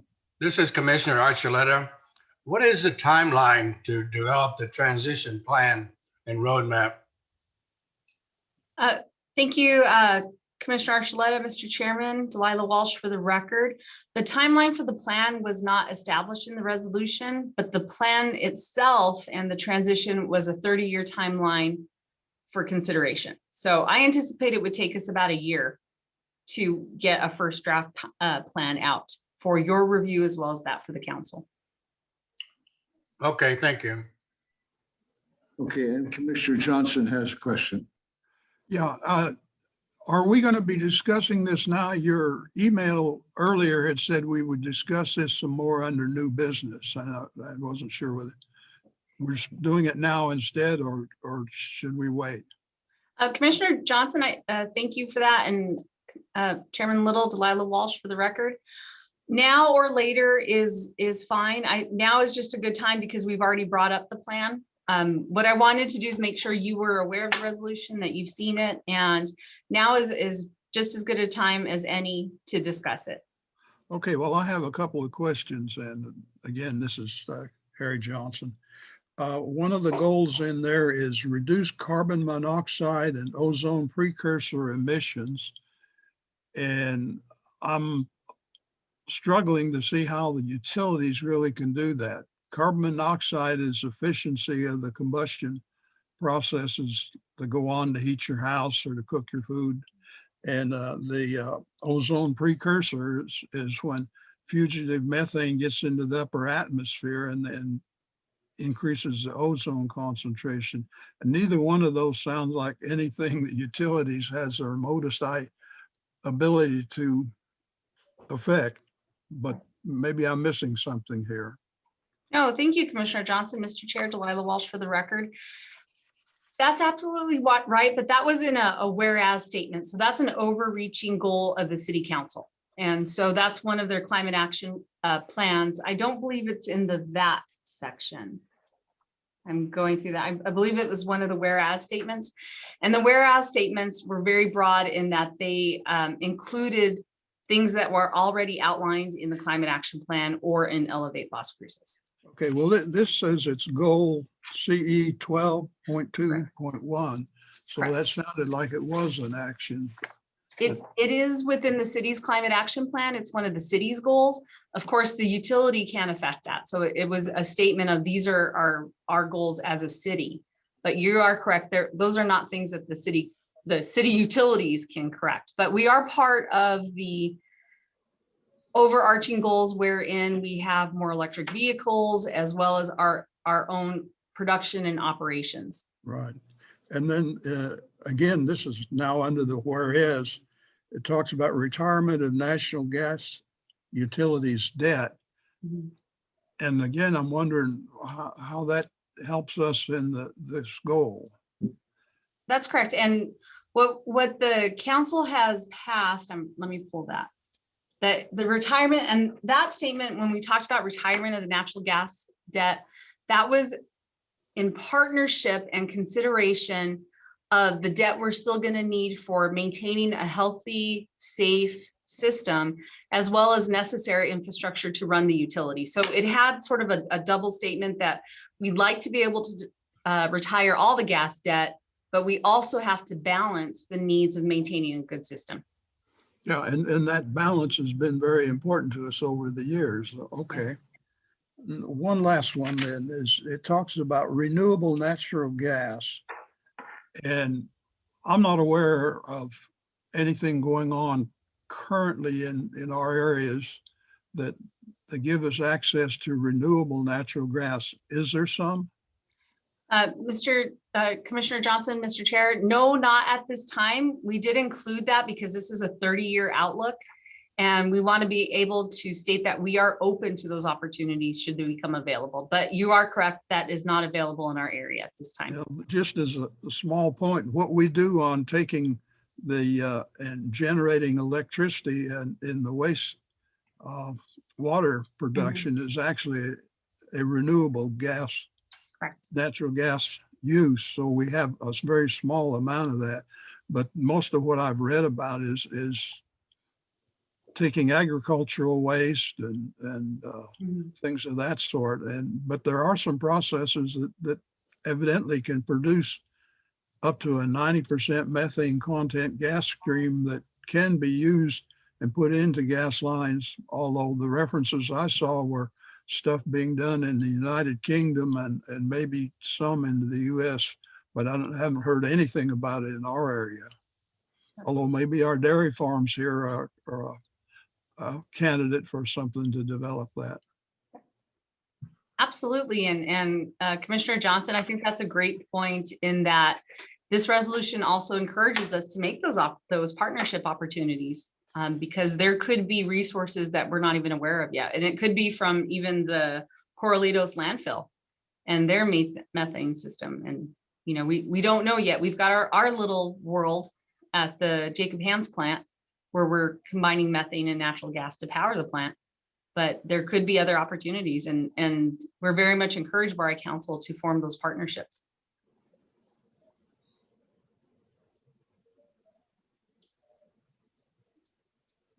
Okay, thank you. Anything else?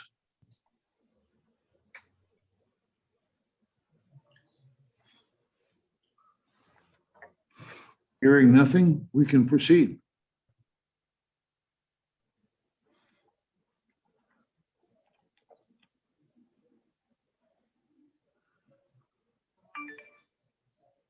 We'll see. Carl, are you there? Carl Clark is going to do our April projects update. And I will start speaking for Carl. I know he had some appointment conflicts going on this afternoon and maybe trying to get connected. The 3 projects we have to present for you this month, and I apologize again, Delilah Walsh for the record, are our water main rehab at Carrion Place and the alley north of Picacho, the Talavera low pressure gas distribution network, and the Sandhill sewer interceptor phase 2. You can go to the next slide. Carl is on now. Okay, great. Perfect. Thank you. Sorry about that. I had a hard time trying to get it going again. Yeah, the first project here is the water main rehabilitation, Carrion Place and alley north of Picacho. This slide shows you the water line that we're installing in Carrion, which you can see is running kind of northerly, and then the water line in Gillum Lateral off of Old Farm Road there. Next slide, please. And then we have the water line in the alley that's north of West Picacho Avenue that needs to be replaced. It's an AC water line that we've had issues with in the past with a large break. And so this is the project that's going to replace that older line from North Valley Drive to North Mesilla Street. Next slide, please. So the water main rehabilitation, Carrion Place and alley north of Picacho, the contractor is Diamond Construction. They're a local contracting company. The contract cost is approximately $700,000 with a contract time of 180 working days.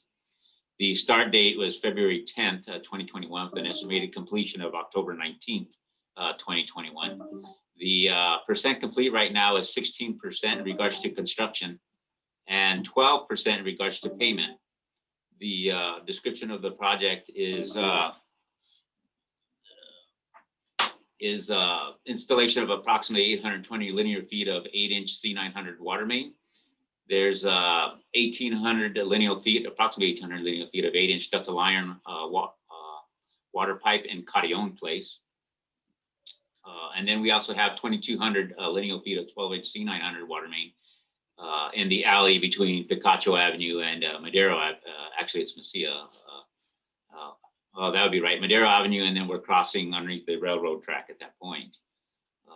Right now, the contractor has already installed approximately 1,600 linear feet of 8-inch ductile iron along Gillum Lateral that you had seen earlier, and then 50 linear feet of 8-inch C900 that they're working on right now in Carrion Road, and along with the 2 fire hydrants. So I installed a couple of photos here for you all to see.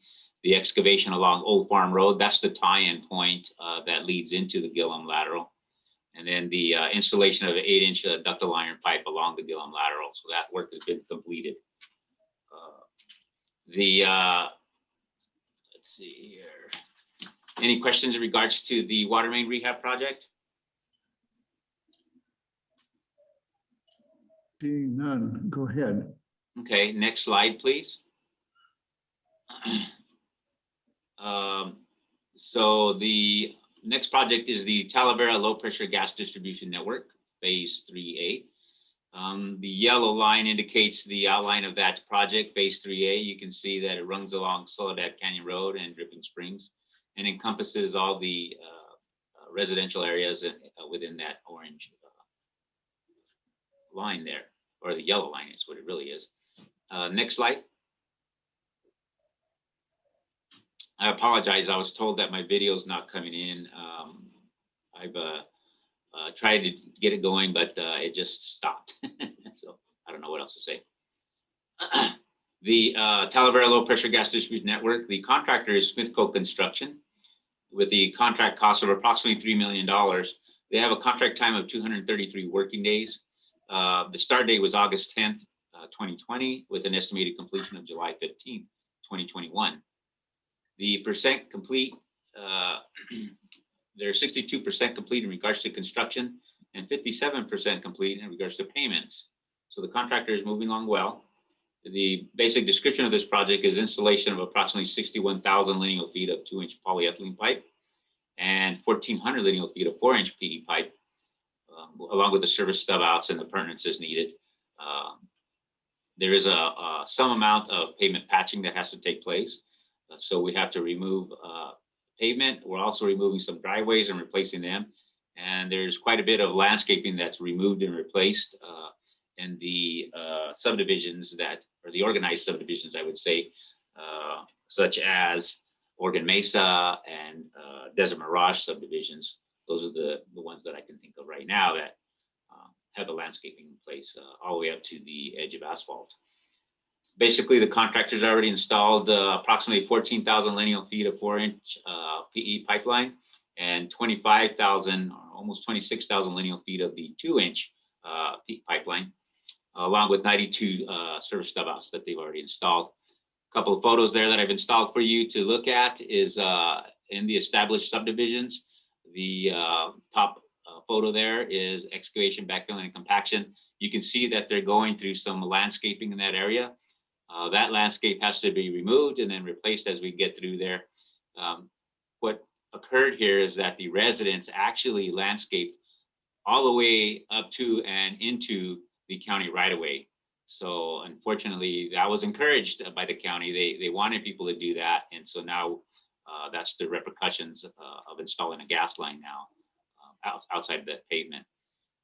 There in the lower photo, you see saw cutting and jackhammer removal of concrete pads.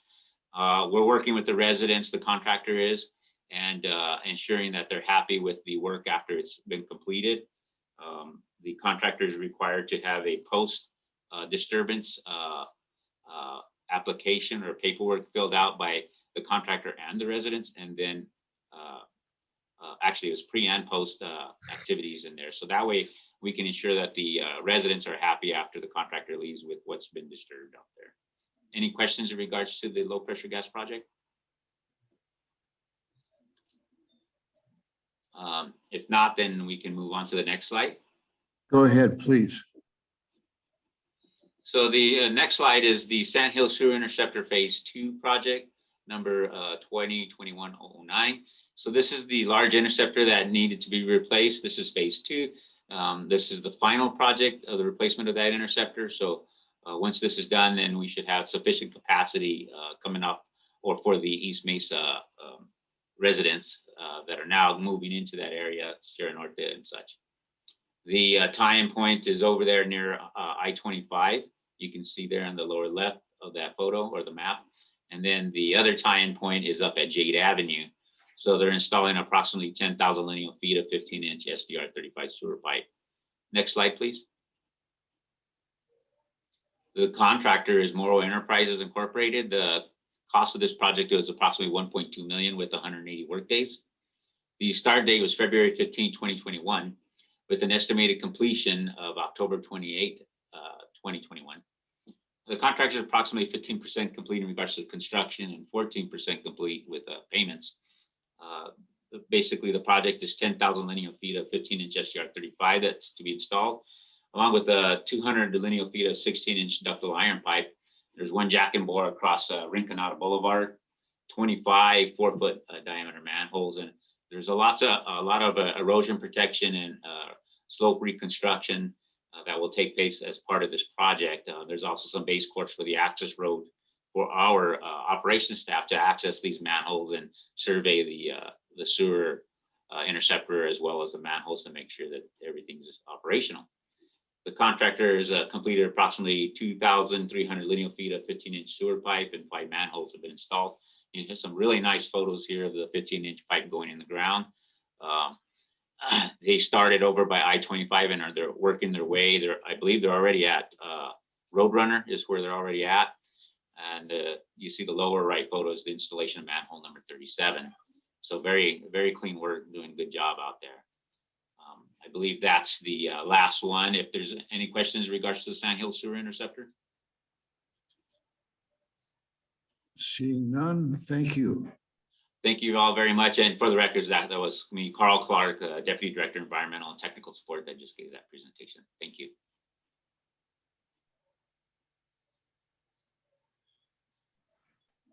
Okay, the next order of business is resolutions.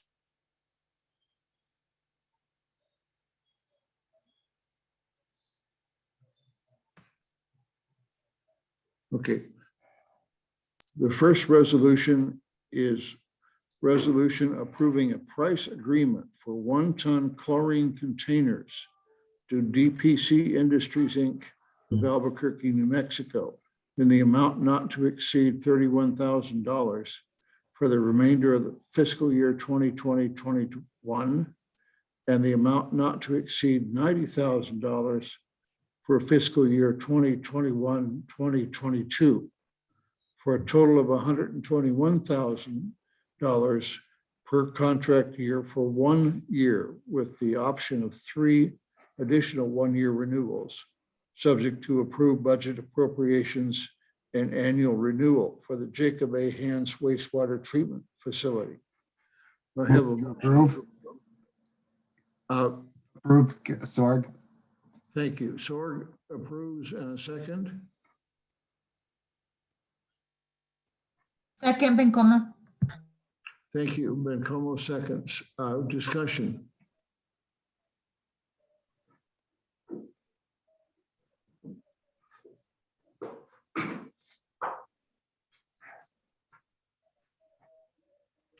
Go ahead, John.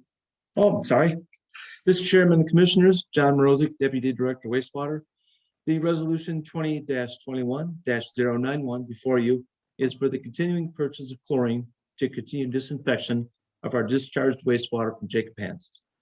This is required by our federal discharge permit. This agreement is for the amount not to exceed $90,000 per contract year for 1 year, with the option for 3 more years. The amount spent in fiscal year 19 was $90,688, and the amount spent in fiscal year 18 was $82,160.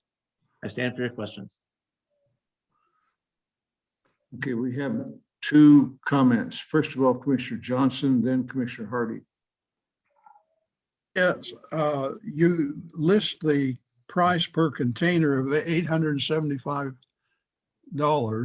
and with the contract year not to exceed 121,000, that means 138 containers can be purchased, but elsewhere in there, you indicate that we think we'll be purchasing 75 containers during a year. And I'm a little bit bothered by the fact that you would budget quite a bit more than what it's evidently going to be needed, which would leave less money that could be budgeted somewhere else as the year goes on. Thank you, Commissioner Johnson.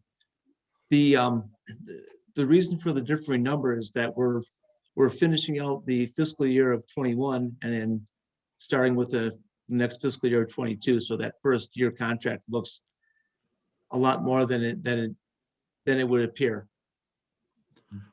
But you also say that it's 121,000 per contract year for For the 30 first year. years. For the first year, correct. The rest of the years are $90,000. Even at 90,000, that's more than 75 containers that you say you were going to purchase. We fully expect to use less than that, especially with the installation of their ultraviolet disinfection. Yes, and I certainly would hope so, that it go down to 0 at some point. Correct. But you're not bothered by budgeting more than you really expect to spend and tying up that money. If we don't need to purchase more than 75 containers, then we'll be able to use it for either dechlorination or one of the other chemicals. But you have to go back and modify the purchase order to do that. Yes, sir. Okay.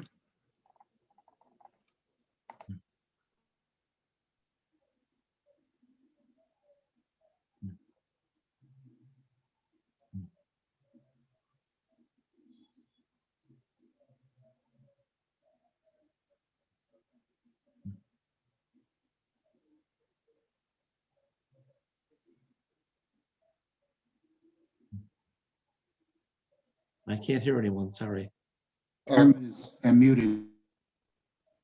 I'm still trying to answer a question. I didn't know if it was my turn yet or what.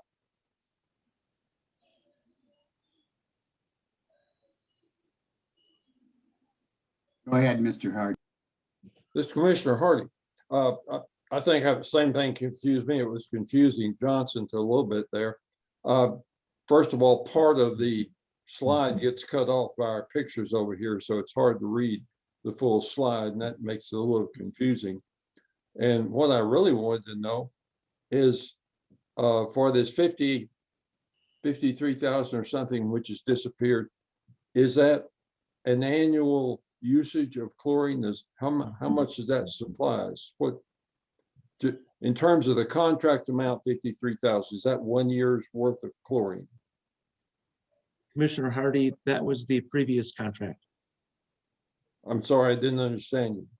That was the contract from fiscal year 16. I still don't understand. Does $53,000 buy us 1 year's worth of chlorine? Not anymore. It did in 2016. So about how much of a year is that worth for the 53,000? How long will that run us with chlorine? I'm gonna guess 7 to 8 months. 7 what? 7 to 8 months. 7 to 8 months. Okay, that was all. I was just trying to figure out what that was worth in terms of the money. Thank you. Okay. Any other comments? This is William Little. I too am a little bit concerned about the numbers and the number of containers to be purchased and the price. And either now or come back to us next month with a little clearer description of what we have bought and what we're going to buy. And at the same time, it would be interesting to see whether or not the chlorine usage is in fact going to go to zero when the UV ozone units are in place. Thank you, Chairman Little. I will get a better indication of the amount of containers that we purchased in the last 2 fiscal years, so you have a better idea of the cost involved. Thank you. Now, I do not think that this prevents us from voting, but we will discover that by voting.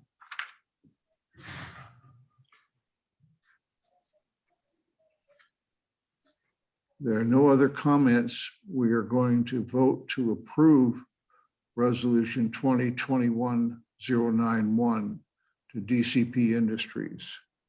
Commissioner Archuleta. Aye. Commissioner Bencomo. Yes. Commissioner Carmichael. Yes. Commissioner Hardy. No. Commissioner Johnson. No, Commissioner Sorg. Yes.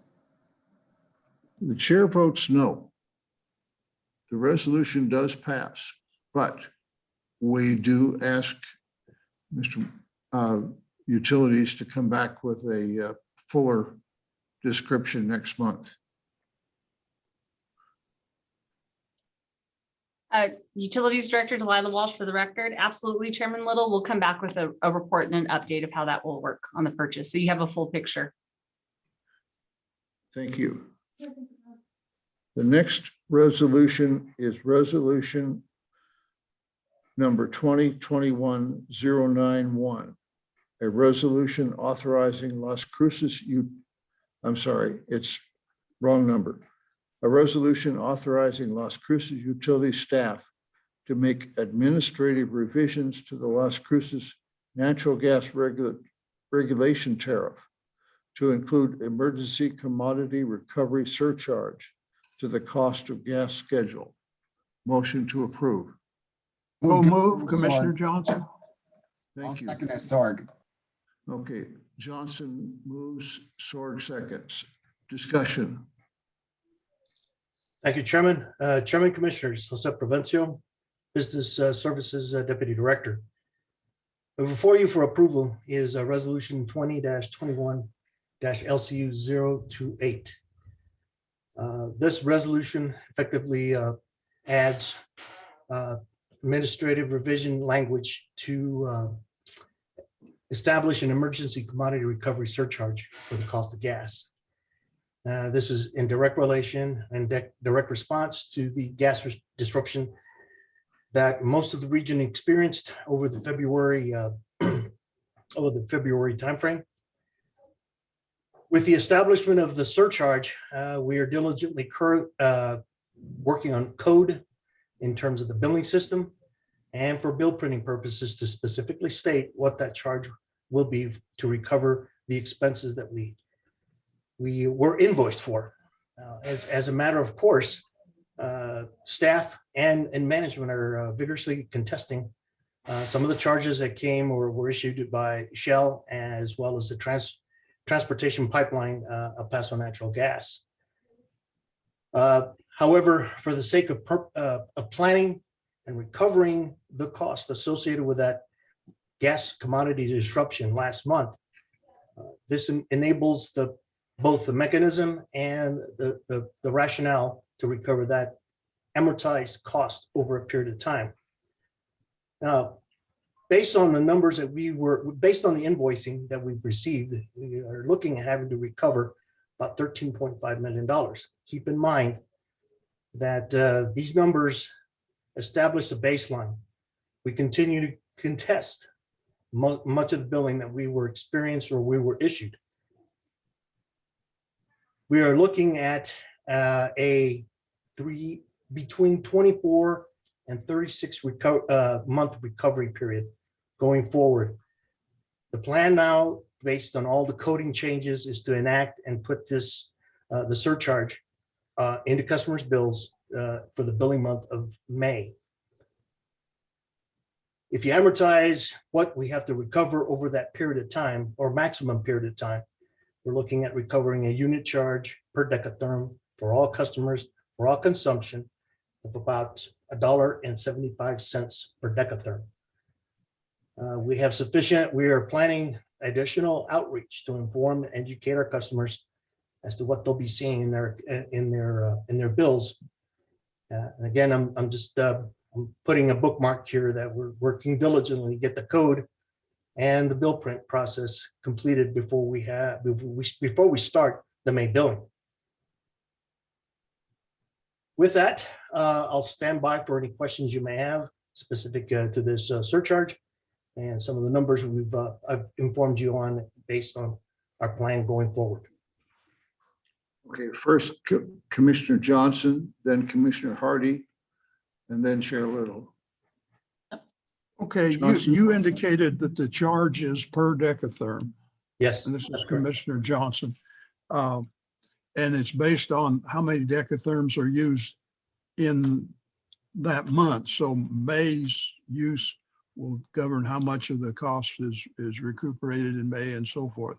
So we've got a cyclic thing that's, as gas usage is going down, we're going to be collecting less, but then when we go back up to the winter months, it'll go up and we'll be collecting more. And I assume in putting together your rates, you've taken this sort of thing into consideration because you won't be getting anywhere close to a constant amount per month. It's going to be very variable based on summer versus winter usage.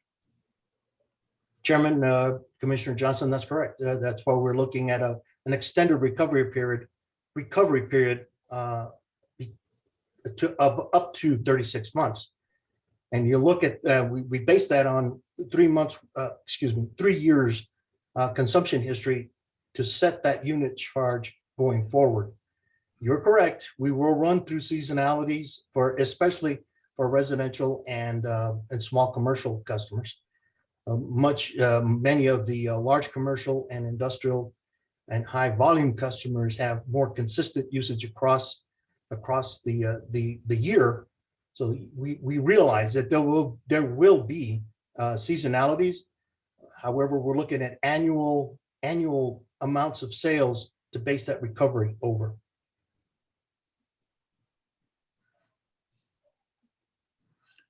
Okay, Commissioner Hardy. Yes, I understand how we got into this with the way we contracted. And I understand the approach we're using to try and recover the overrun. Have no problem with that.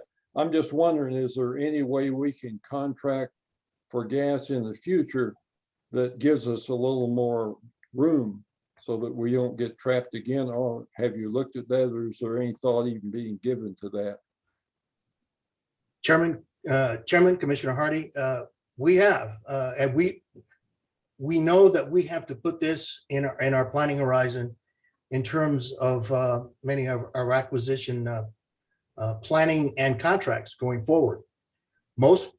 I've had many discussions with some informed customers that say, you should have had this kind of place, this type of a hedge or contracts to protect you from this.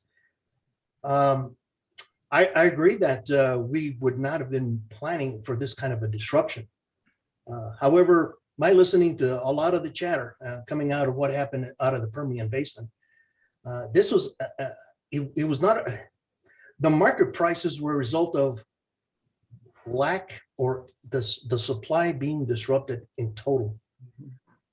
I'm still understanding some of the nuances in terms of hedging, but we will look at alternatives and other options to pad such an interruption in the future. There are many options, much like storage. You have to do, and that would require a lot of engineering to figure out, to understand the cost involved with storage. You can get by on a certain amount of line pack. There's a multitude of contractual measures you can do that. So that's on our list to at least buffer these type of interruptions going forward. And Joe, if I may expand on that statement, Delilah Walsh for the record. Commissioner, the contracting in this case, we could have had other suppliers on hand, but this was a nationwide impact. So we had demand in the Midwest, we had demand in the Southeast. I think the Southwest was probably the least impacted when you move out to California and seeing that weather change. But even had we shifted to another supplier, the fact was there were operational decline everywhere. And because of that demand, especially moving out into the Midwest, we could have had 3 other contracts, but based on the market prices of that weekend, no matter who we were contracting with, it was going to range from $100 to $1,000. There are Midwest companies who don't use the same suppliers we use, who were paying $1,000 a decatherm. So having multiple contracts is a way to do so, and we are exploring that. But with this weather anomaly, I don't know that it would have helped us in this situation, but we will be preparing for it again. I'm glad to hear you're at least worried about it. I certainly understand your problems with that, but I know I used to live in Albuquerque, and they did rig up a storage mechanism a number of years ago because they got trapped like this. They had an opportunity to do a nice storage situation that we don't have necessarily here. Anyway, glad to know you're at least worrying about it. Thank you.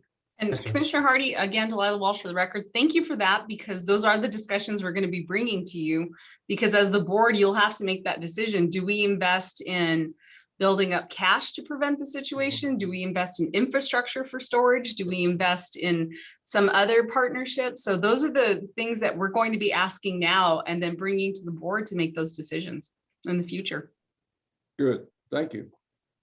Okay, now Commissioner Bencomo. Thank you, Mr. Chair, and thank you, Delilah. I vote for all 3 of those options. I did have a couple questions actually. This conversation, I think, can be very technical, like very technical heavy. What is the LCU doing to ensure that the information being put out to our customers is accessible and easily digestible and understandable in terms of what we could expect, for the next couple of years? Chairman, Commissioner Bencomo, that is exactly what we target in any outreach and educate and information in trying to, and in explaining what the impact is. It serves no real purpose to get overly technical with some of the events, as well as the responses that drove to the huge run up in the commodity cost. We've already come out with, I know for sure one, and we will continue to provide press releases, information posted on various sites to explain to our customers what the impact is, how we ran up to this, and we're not alone in what we experienced. Our cities and neighbors and gas suppliers up to the north experienced the same disruption that we did. And our objective is really to explain this in unambiguous, non-technical terms so that customers can understand what happened. The main driver here, Commissioner, is the gas commodity market is completely deregulated. Right. It was deregulated many years ago. And for the most part, it's worked very well, except for this situation that happened in the disruption of the supply. I say that and I emphasize it over and over because it had nothing to do with demand exceeding supply. That in certain parts of the production fields, the supply ceased. So those are the things we want to explain and part of the strategy is looking at recovering this bump in expenses over an extended period of time to minimize the impact to our customers. Right. Thank you so much for that. I really appreciate that. And speaking of that impact, I think for me, the first thing I think when I see the, Sun News article about, expect our gas bills expect to increase in the next 2 years, I think immediately, if I was already in a vulnerable position, I'd get really nervous. Do you feel like, what is your sense in terms of how big or small that impact will be on our gas users? And Joe, if you don't mind, I'll take that. Sure. This is Okay. Delilah Walsh for the record. That's why we're telling you with the gas collection, the impact we're looking at is the $1.75 per decatherm. And that's, that way customers actually can look at their last December bill and say, I know in my household in December, I think I used 8 decatherms. In January, I used a lot more than that because I had my parents with me and they're always cold. But I can go back. And so in my own household, with everybody being home all day long during the winter, my winter gas bill for December would have gone up with this surcharge $14. But I can look at, because the way our utility bills print is we show you your decatherm usage each month. And so our customers, by saying, okay, we're settling on $1.75, we're not going to fluctuate that up and down based on anything. We're going to give you a fixed cost. So you have time to go back and look at past usage and decide, am I going to adjust my usage and keep my thermostat at 67 through the winter? Or am I able to absorb that $14 per month? So we want to put this out as soon as possible, particularly before the winter, so our customers can start making those decisions for their economy. To that end, we're sending out a press release. I think we sent one out Monday. We'll send another one out Friday. We've got another one coming out next week when we talk about the actual $1.75 and how we got to that number. So we're going to keep explaining over and over again what we're doing, why we're doing it, and encouraging customers to look at your December usage. So that will actually be part of our next cycle of press releases, advising customers, when this comes out in May, please look at your December bill, see how that's going to impact you on the per decatherm charge. And they can make those decisions of, I'm going to lower my thermostat, or I'm just going to take it because I like to be cozy. So we'll definitely be adding that as we do our press releases. Thank you so much, Delilah. And I think just, for those of us non-engineers, I think for me, it's important to hear it in that way so that then I know how to talk to my constituents about, what to expect and what's to come. So thank you for that. And then my last question is just more curiosity. Have we seen this before? I mean, right, like in 2010, 2011, we saw that huge freeze in the city. Did something like this similar happen? Is this the first time we're seeing something like this? Chairman, Commissioner Bencomo, the freeze that we experienced 10 years ago, more or less, yeah, almost to the month, 10 years. The system, the supply system was not impacted, but the prices reflected the increase in demand relative to the supply that normally would have been provided. So there was a bump. There was a bump. However, the supply continued to flow into the pipeline. The issues that you may recall with the outages, that was a different related problem with the electric company. Right, It was not the supply, it was their units that were affected. right. And I may sound like an optimist, but I do believe that the issues that caused this last disruption are being hammered out right now in the Texas regulation commissions and the electric operator. I certainly hope so. Thank you so much. I appreciate that. That's it. And again, to expand on what Joe said, Delilah Walsh for the record, the biggest difference between 2011 and today was the fact that gas was not $200 a decatherm during that Arctic weekend. So there was a bump based on demand, but not to the extent that we're seeing today. And that's where that anomaly came in. Not only did the supply side fail, but such a huge change in the market price. And that goes back to what Joe was saying. I will mention now, we did hear from, and I was going to mention it in our new business, but now's as good a time as any. We did hear from the New Mexico Attorney General's office, and they're reaching out to utilities to ask, how's this impacting you? What's going on? Because they want to make sure, was there market fairness? And is there a possibility that the suppliers or the transmission lines or anyone else involved could be overcharging? And so that's something that the AG's office is looking into right now, because we're not the only utility that went through this. You know, New Mexico Gas Company serves Albuquerque, so you can imagine they have 10 times the cost that we're discussing today.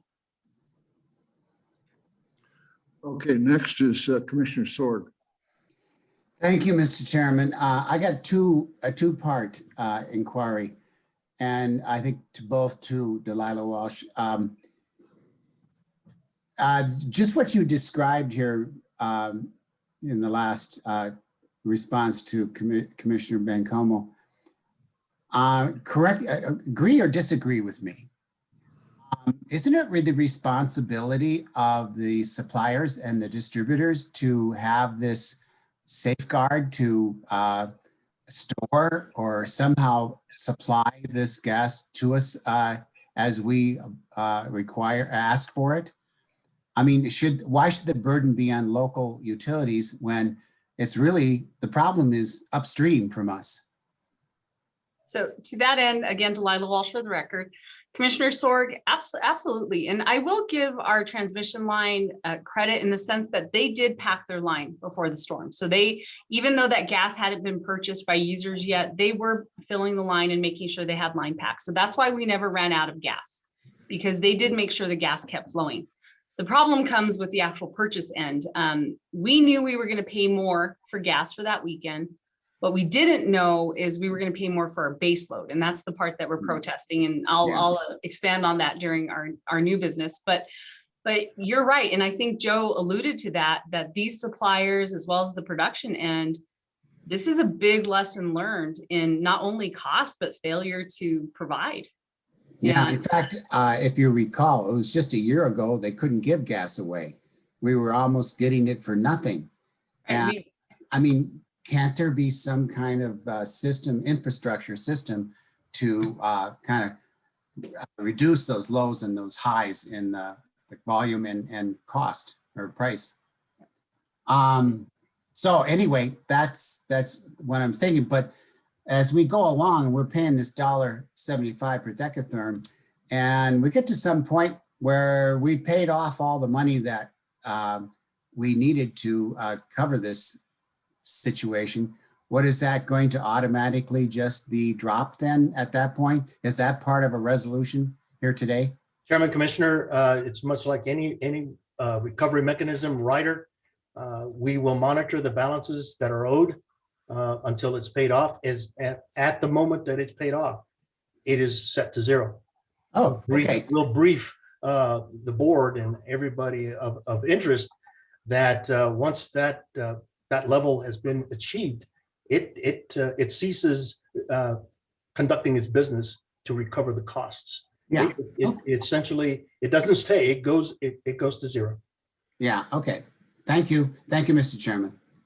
I'm done. Okay, now Commissioner Johnson. Yeah, I think one thing that would help you and what you put out to the public is to show what would happen if you had to put this entire cost on that next month bill. That the size of that bill versus the way you're doing it to ease it on the customer will make a lot of impact if you show the, I guess, several hundred or maybe several $1,000 gas bill that they might have been facing in 1 month. That's Chairman, Commissioner Johnson, that's correct. I think people would be absolutely astounded as to what we had to recover. Well, you might as well list. Yeah, if we had to, if our decision was to recover it either the next month or the next 3 or 4 months, then the level, the magnitude was just too large to even think that. And I think that's something the public needs to have there because it'll make it a lot easier and a lot more acceptable. We're doing the right thing, no question. The other thing is, as near as I can remember, the last time we had a comparable coal situation to 2011 and this year was 1961. So it's not a common occurrence.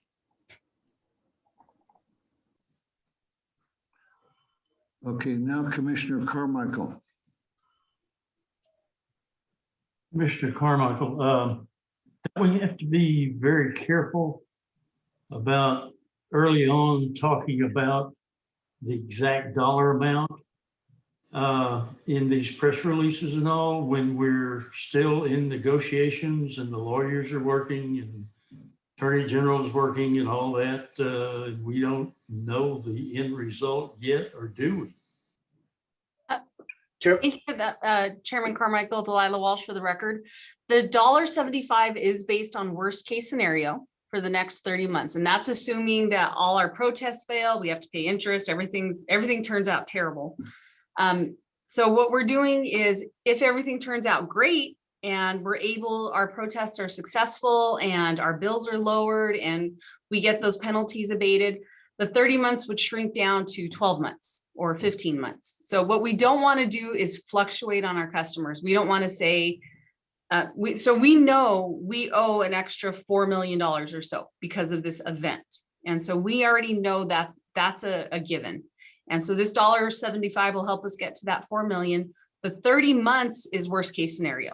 And hopefully we don't get there and we can shrink that down to 12 months or 15 months. But the thing we don't want to do is fluctuate on our customers. We want them to be able to plan ahead on their bills. Thank you. Okay, anyone else? Yeah, this is Ed Archuleta. Go How come ahead. you didn't show us the financial information and how you arrived at the $1.75? Chairman- Commissioner, oh, I'm sorry, go ahead, Joe. Chairman, Commissioner, I will bring that at our next meeting. We had to do this pretty much on the fly to make a decision and get this implemented. The basis of the unit charge was a 3-year, an expected 3-year recovery of gas sales for the entire system. We know what the dollar amount was based on the worst case scenario that Delilah just mentioned, the director, excuse me, just mentioned. We will gladly promote and present that information. However, we had to come up with some quick decisions to enact and base our request for this emergency recovery. In addition to that, Chairman Archuleta, and again, Delilah Walsh for the record, we will be requesting an executive session at your next meeting in order to discuss those details, because some of the money is in protest and we need to lay out our strategy and our proposals to you as the board. And for that, I will be requesting an executive session in May. What the question is, why do we have to pass a resolution before we have that information? Again, we already know the $4 million is due. That's already been paid. So we still have to meet those financial obligations and start recovering at least that amount. Okay. Just goes to show you how regulations may be necessary in this business. Okay, anyone else? Okay, this is William Little. I've got three things. First of all, as we go forward, it would be well to repeat for this board the discussion of the structure of our overall gas purchases, how much we get from NEMEA, how much we get from here, there, and everywhere else, and how much we buy on the spot market, and why we do it that way. Second thing is, Mr. Provencio said that they were going to add a surcharge to future use. Rather than going back to the Valentine's Day weekend use of everybody and applying the surcharge to that amount and spreading it out over the 30 years or 30 months rather.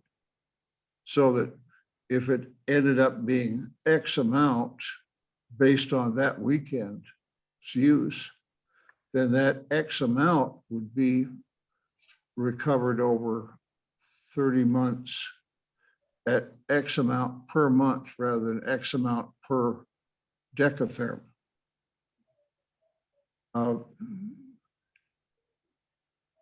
You can revisit that in the future. The third thing is looking at the red line strikeout version of the tariff. It would appear that somehow or another the language got garbled. Is there a way to pull that up?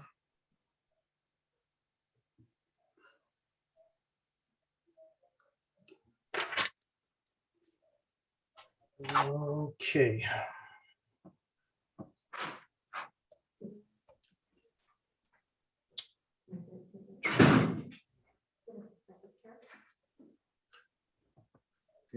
We're working on it. Okay.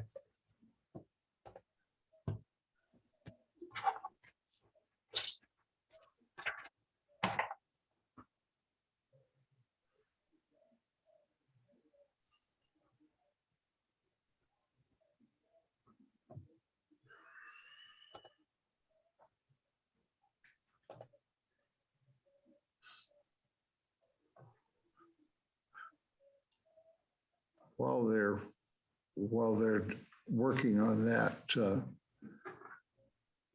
Vice Chair Archuleta, during the break, I was admiring the turquoise blue pitcher pump you had on the floor next to your filing cabinet. Right.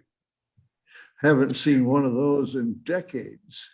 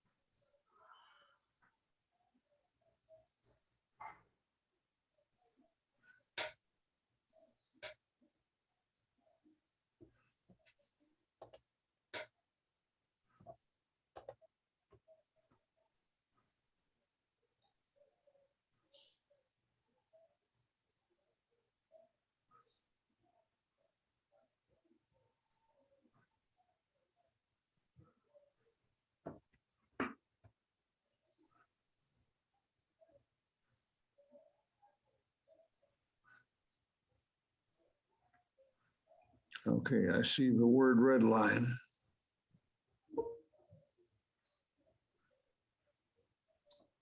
I believe it's page 25 that we want to get to.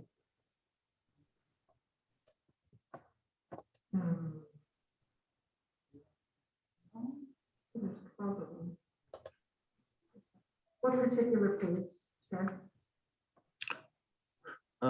Ms. Walsh said it was 25. There's only 13 pages in the red line.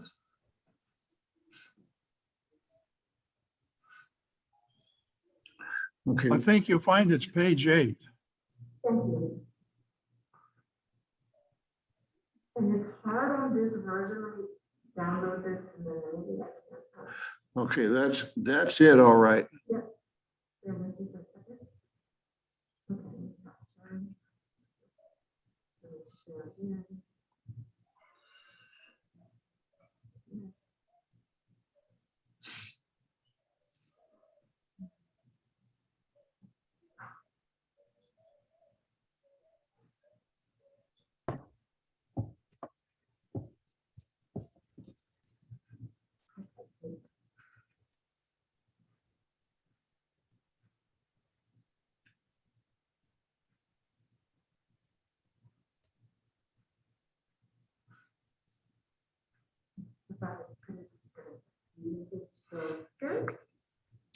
Okay, right there.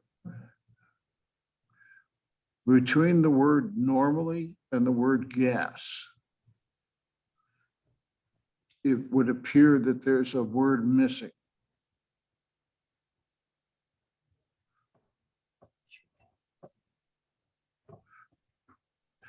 And in the first part of that line, the ECRS recovers gas commodity, and then there's a dash. Expense that exceeds the normal gas commodity cost due to production and or transmission disruption. Then the word normally should be normal. And Joe, can you reread that entire sentence as it will appear after approval? Certainly. The ECRS recovers. Oh God, the print is so small. Oh. Gas commodity expense that exceeds the The normal gas commodity cost due to production and or transmission disruption. And Mr. Chairman, Delilah Walsh, Utilities Director. So the dashes that you're seeing are where we've deleted spaces. So those dashes would not appear in the final. It would say the ECRS recovers gas commodity expense that exceeds the normal gas commodity cost due to production and or transportation disruption. So the dashes are where we've deleted spaces during our edit process. Okay, that'll work. Thank you. Any other comments or questions? This is Ed Archuleta again. Delilah, can you tell us again what we're going to do at the next meeting relative to this item? We'll be, I'm going to discuss during new business what we're doing on the bill portion as far as what the utility is protesting. And then Right. at our next meeting, we'll be talking about our contractual remedies available to us in those protests, as well as if there are going to be, if we're going to move to litigation. Okay, so we'll see all the details, including whether we agree or not with $1.75. Is that correct? Correct. Okay, that's fine. Thank you so much. Mr. Chairman, I would just like to add my, an agreement with you that our whole natural gas purchasing program be explained to in that meeting, please.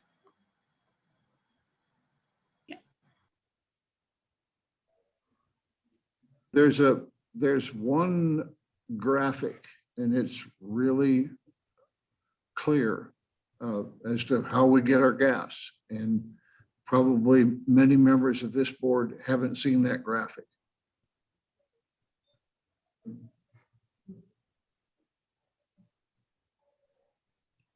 Okay, any other comments or questions on this resolution? Ready for a vote? Vice Chair Archuleta, Aye. Commissioner Bencomo, Yes. Commissioner Carmichael, Yes. Commissioner Hardy, Yes. Commissioner Johnson, Aye. Commissioner Sorg, Yes. All right, and the chair, yes. And we will continue the conversation later on. Now,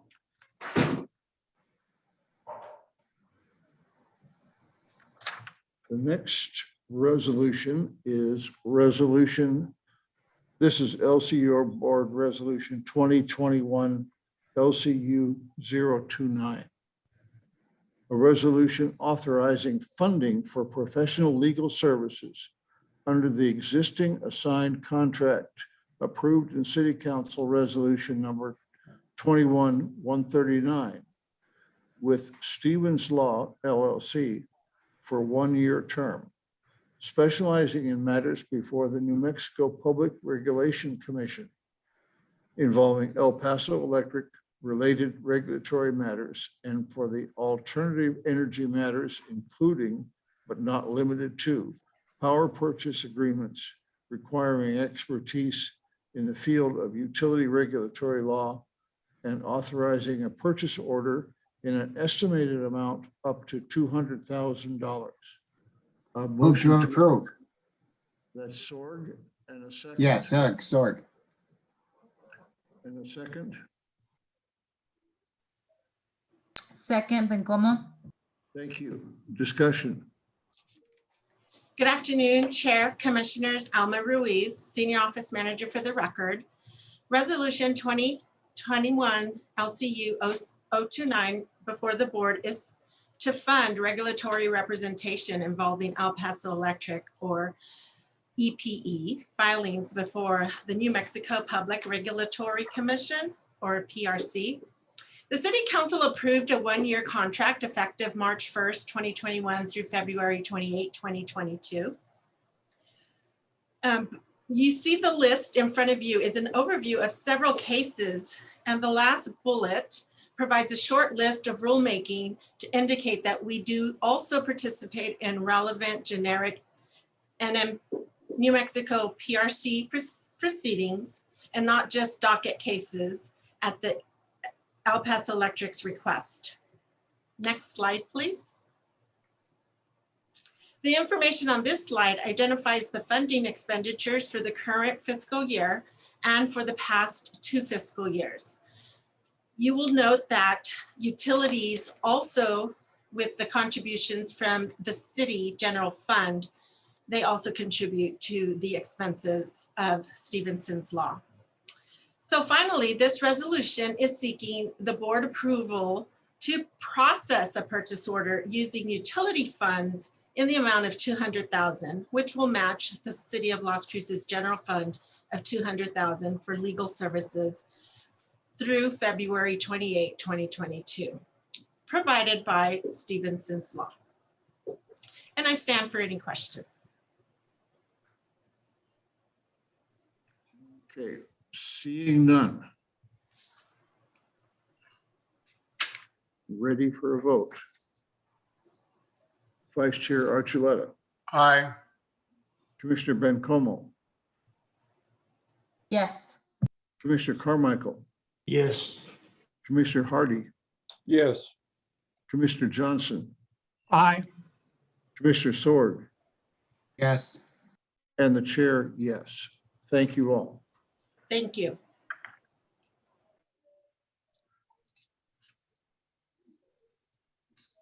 Okay, now,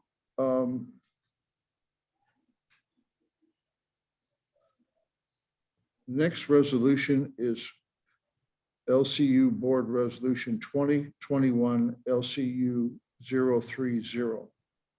A resolution recommending approval of the Las Cruces Utilities Fiscal Year 2021-2022 annual budget and the funded capital improvements program to the Las Cruces City Council. Motion to approve. Move to approve, Sorg. Thank you. And a second? Second, Johnson. Archuleta. Okay, Johnson seconds. Discussion. Good afternoon, Chairman, board members. My name is Dominique Rodriguez, the Rate and Economic Analysis Manager. This presentation was given to you last month during a work session. We have brought it back formally as a resolution to approve it. I can go through the presentation again if you have any questions. Nothing really has changed throughout that work session presentation. Okay.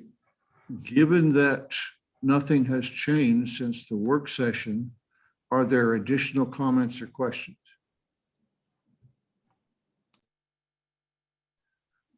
Seeing none, we are ready for a vote. Vice Chair Archuleta, Aye. Commissioner Bencomo, Yes. Commissioner Carmichael, Yes. Commissioner Hardy, Yes. Commissioner Johnston, Aye. Commissioner Sword, Yes. and the chair, yes. Thank you all. Thank you. Okay, the next item of business is old business.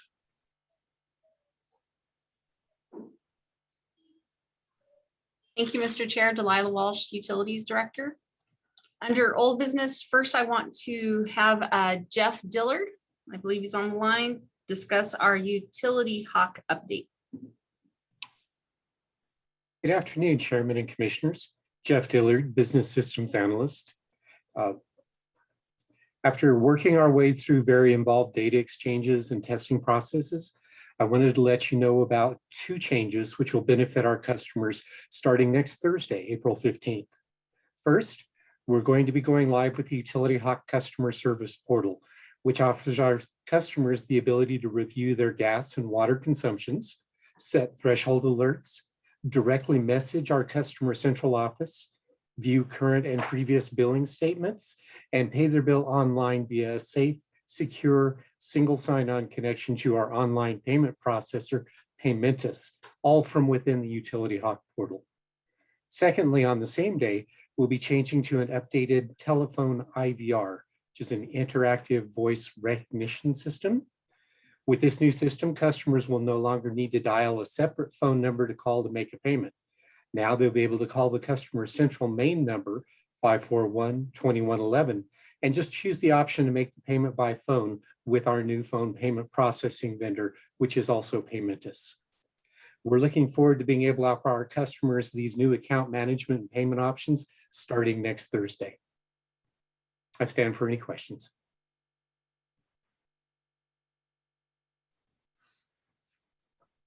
Okay, seeing none, thank you. We will look forward to a rollout.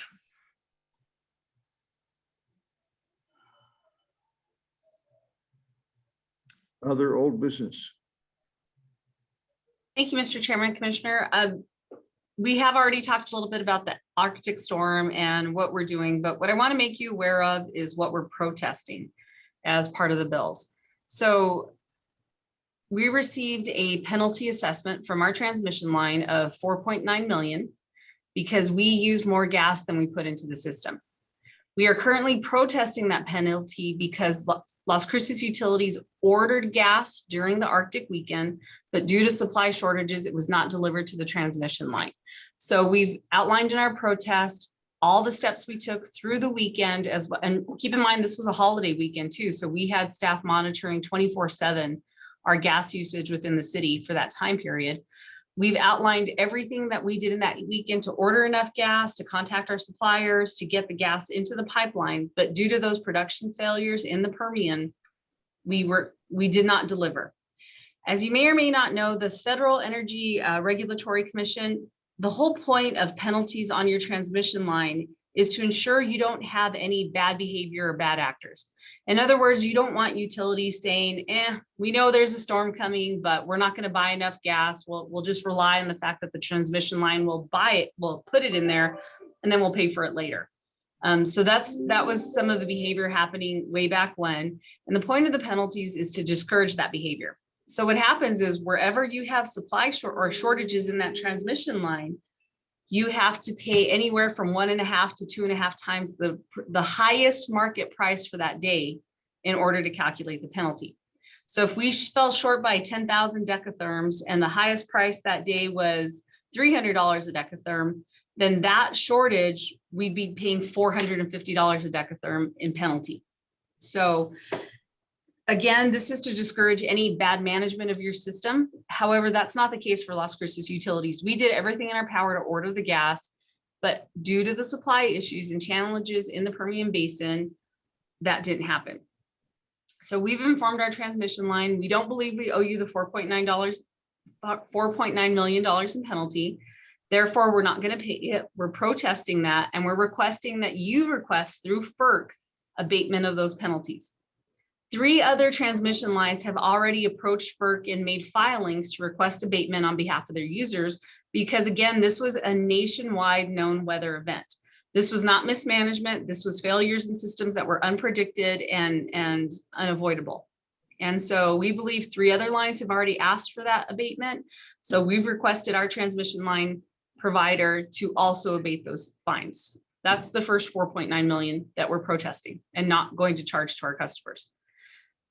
Keep in mind, when you go through these processes, if your protest fails, you do owe interest on the amount due, as well as the amount itself. So that's one of the risks we're taking. But again, there was nothing else we could do to get more gas in that line. It just did not exist. The supply was not there. It wasn't being produced. The second is on the supply side, our actual purchase of gas. What happened with one of our suppliers is that we had negotiated a base load price for the month of February. So I'm going to use estimates and rounding because it gets very specific on our billing, and it depends on which lines supplies are coming from.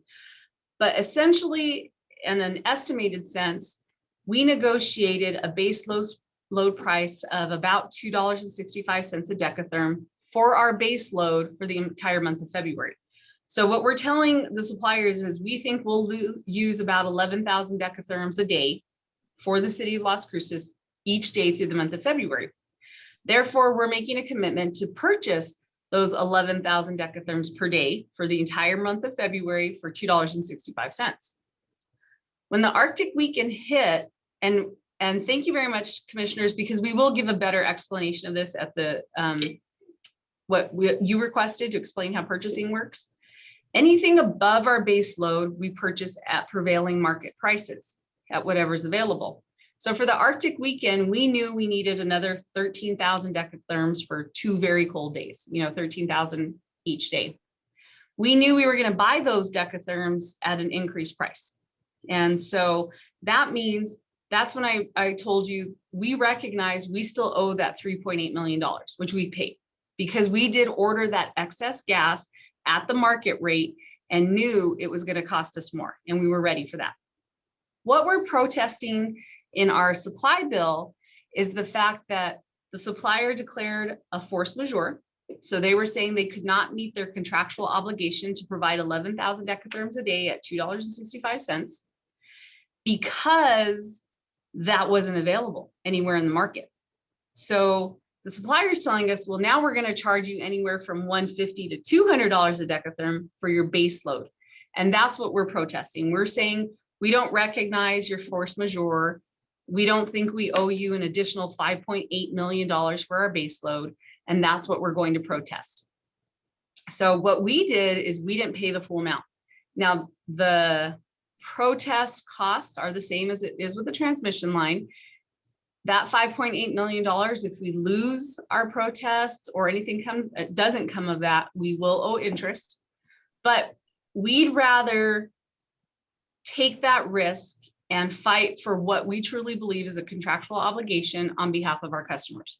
We're not just going to accept, yeah, we're going to take a more expensive gas for our base load. That's not what we're willing to accept as a utility for our customers. Because again, the utility makes no money off the gas commodity. It doesn't affect our revenue. It doesn't affect anything on our side because that is a direct pass through to the customer. So that is who we are protesting for, is that we don't believe we owe that extra $5.8 million for those extra, I think it's maybe a 4 or 5 day period that the force majeure was applied. And therefore the supplier is saying, well, we can't find you gas at $2.65. So we're going to give you gas at $150 or $200. And we're not notified of that until after we've already used that gas. Not that I don't know what options we would have had available. That's the discussion we want to have with you in executive session, if there are legal remedies that we have to pursue. But for now, we are exercising our contractual remedies, which means we can file the protest and give reasons for why we're protesting. So we're saying you're going to have to give us a lot more documentation to prove why we couldn't get our base load at our negotiated price. So we did not pay that $5.8 million and we did not pay the 4.9 in penalties. And that's going to be in a press release also. We'll be explaining that to our consumers, that we are doing and advocating on their behalf. And we will be having those discussions with you next month to really break down the numbers and give you a summary of what our strategies and our options are moving forward. For now, I can tell you we did not pay what we don't think we owe, and we paid what we did think we owe. So those bills have already been paid. So we did send out our 300 and some thousand to the transmission line that we do every month. We sent out 3.8 million for some of our gas supply because we acknowledge that we used expensive gas during the Arctic weekend, and we've made those payments. Moving forward, we are protesting. As I mentioned before, the Attorney General's office is also investigating the pricing of that weekend as well as the penalties charged, but I've only spoke to a representative today. So I don't have an answer for you of how they're moving forward or what they're doing. I know compared to New Mexico Gas, again, which serves Albuquerque, they're looking at a lot more money than we are. You know, they're looking at $100 million versus $10 million. And so I'm sure they've reached out, as well as consumers who are going to be impacted by that, to the AG's office. Do I have any other questions? I know it's a lot to be throwing at you, and we don't have all the details down to the minute, but we are trying to get that together and react responsibly. That sounds good to me. Okay. We will look forward to next week. Commissioner Carmichael. Yes, thank you, Delilah, for that explanation. That was very helpful. I'm like Commissioner Sword, you know, this is just a comment, but somebody put a lot of money in their pockets, you know, and I hope the AGs of the world and public utility commissions of the world will go dig into that. And I understand what Commissioner Sword was saying, that we've been getting the good part of the deregulation, perhaps going back many, many years, but now we're paying the piper, perhaps. But that really, I hope, gets dug into by the AGs. Thank you.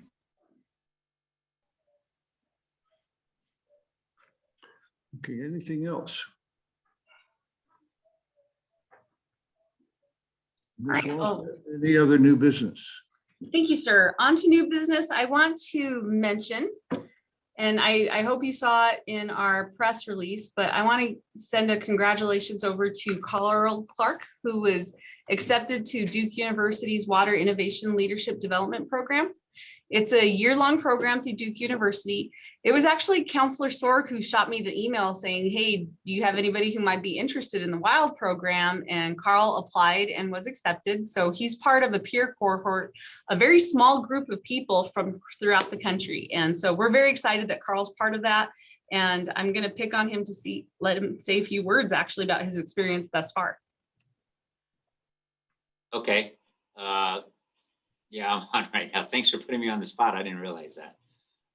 Yeah, no, I really didn't think I was going to actually be accepted, but I did my best, and I just wrote my experiences and where I come from and who I work with, and the drive in me to always try and do more with the city.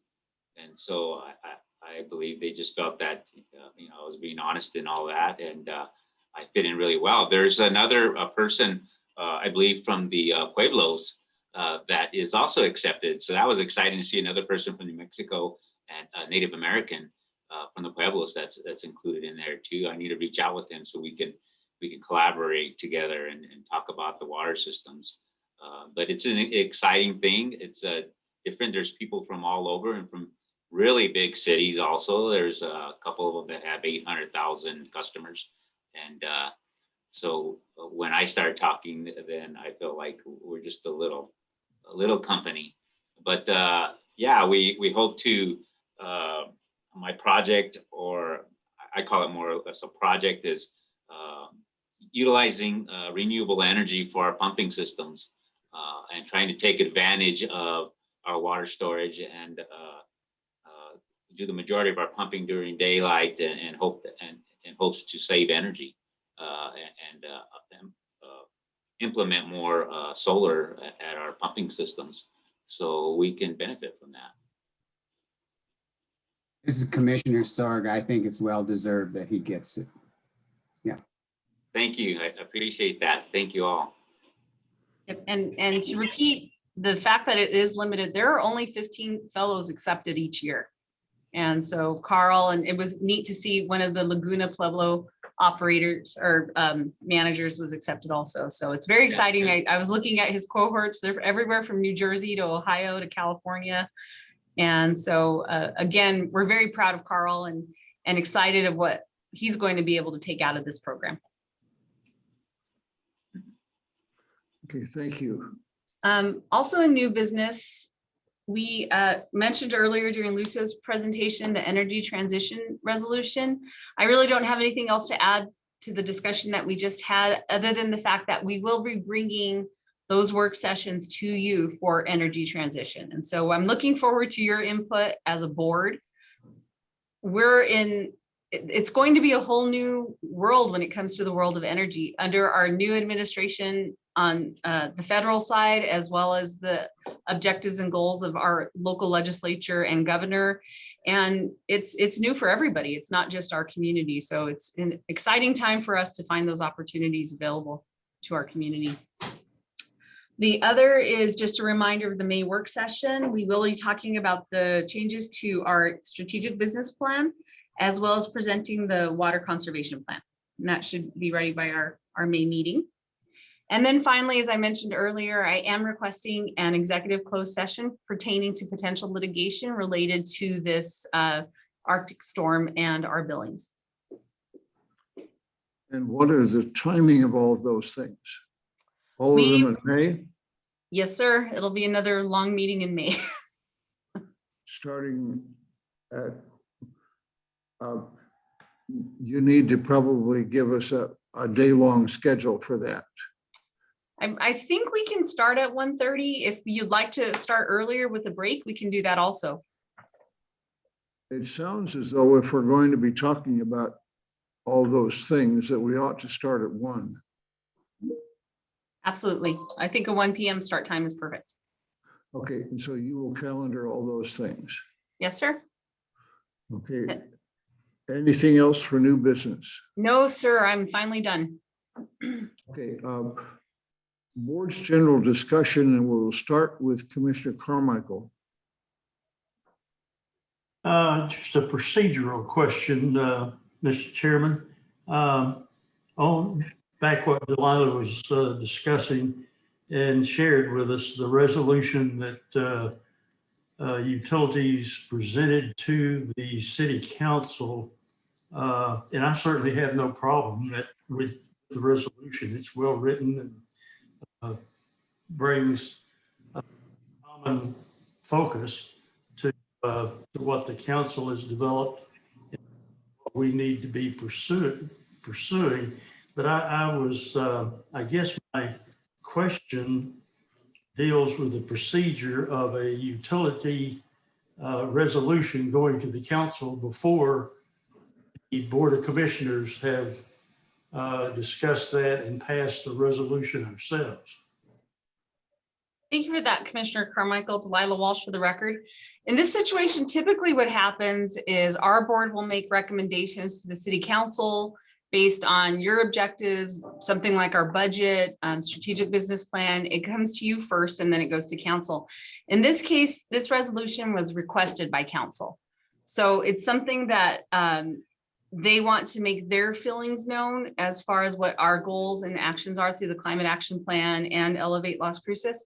But what will happen now is now we're coming back to you as a board on how to affect that and how to meet that. So just as the city council passed our electric vehicle goals to convert X percentage of vehicles to EV, or when our council passed the citywide resolution to move our organization to all renewables. Those are objectives of the council that they're sending back to the board. So now it's our opportunity to say, okay, how do we meet those objectives and what's the planning going to be? So now you are in charge of that planning on how to respond to those overreaching objectives. Okay. Any other board general comments? Yeah, Mr. Chairman, Go ahead. Commissioner Archuleta. Yeah, it looks to me like we have a lot on our plate, a lot of policy issues on our plate. We're a policy board, so we need to spend the time necessary to deal with these policies. It looks to me like over the next few months, there's going to be a lot of policy discussion. In light of that, I wonder if some of the administrative reports could be not presented every month, maybe every 3 months, like the HR, for example. It doesn't change much at all, given a 39-week timetable. And even the COVID, I think we're familiar with the COVID, but even some of the projects reports, unless there's some big change in a project, I don't know that we need to know every month the status of the construction of a sewer line, for example. So I'm just wondering, in order to allow more time for the policy discussions, if some of the administrative reports could be, done less often and carefully thought about before they're presented. That's all I had. Thank you. This is William Little. I will echo that. And of course, one way to shorten that is to never read a PowerPoint. Absolutely. And commissioners, Commissioner Archuleta, Chairman Little, what we can do is set staff an objective of only for major changes. Do we bring it to the board as we go, especially during these policy discussion issues? That, the same with projects. If there's a major change, we'll bring it by. If there's a major change to our COVID response, that's what we'll communicate to our board. So we can very much shorten those up by just including only the big changes. Thank you very much. Commissioner Hardy, I agree with that too, very much. Okay, well then, we will look forward to telescoping those kinds of things. This is William Little. At the same time, err on the side of including us in policy conversations, even to the extent of putting things out for email comments and responses back through Alma or some other central point here at Utilities. We're available to think more than once a month. Any other board general comments?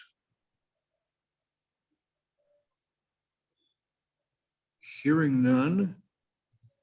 Our next meeting is May 13th. We will begin with back-to-back work sessions, probably beginning with the executive session. And you all will orchestrate how we keep zooming just to ourselves on that one. And by next month, do go ahead and give us a forecast of work sessions for the summer. And with that, I will entertain a motion to adjourn. So move. Johnson? Thank you. And a second? Commissioner Hardy, second. Thank you. Those in favor say aye. Aye. Aye. Aye. Aye. Okay, we are adjourned. See you in a month. Thank you. Thank you.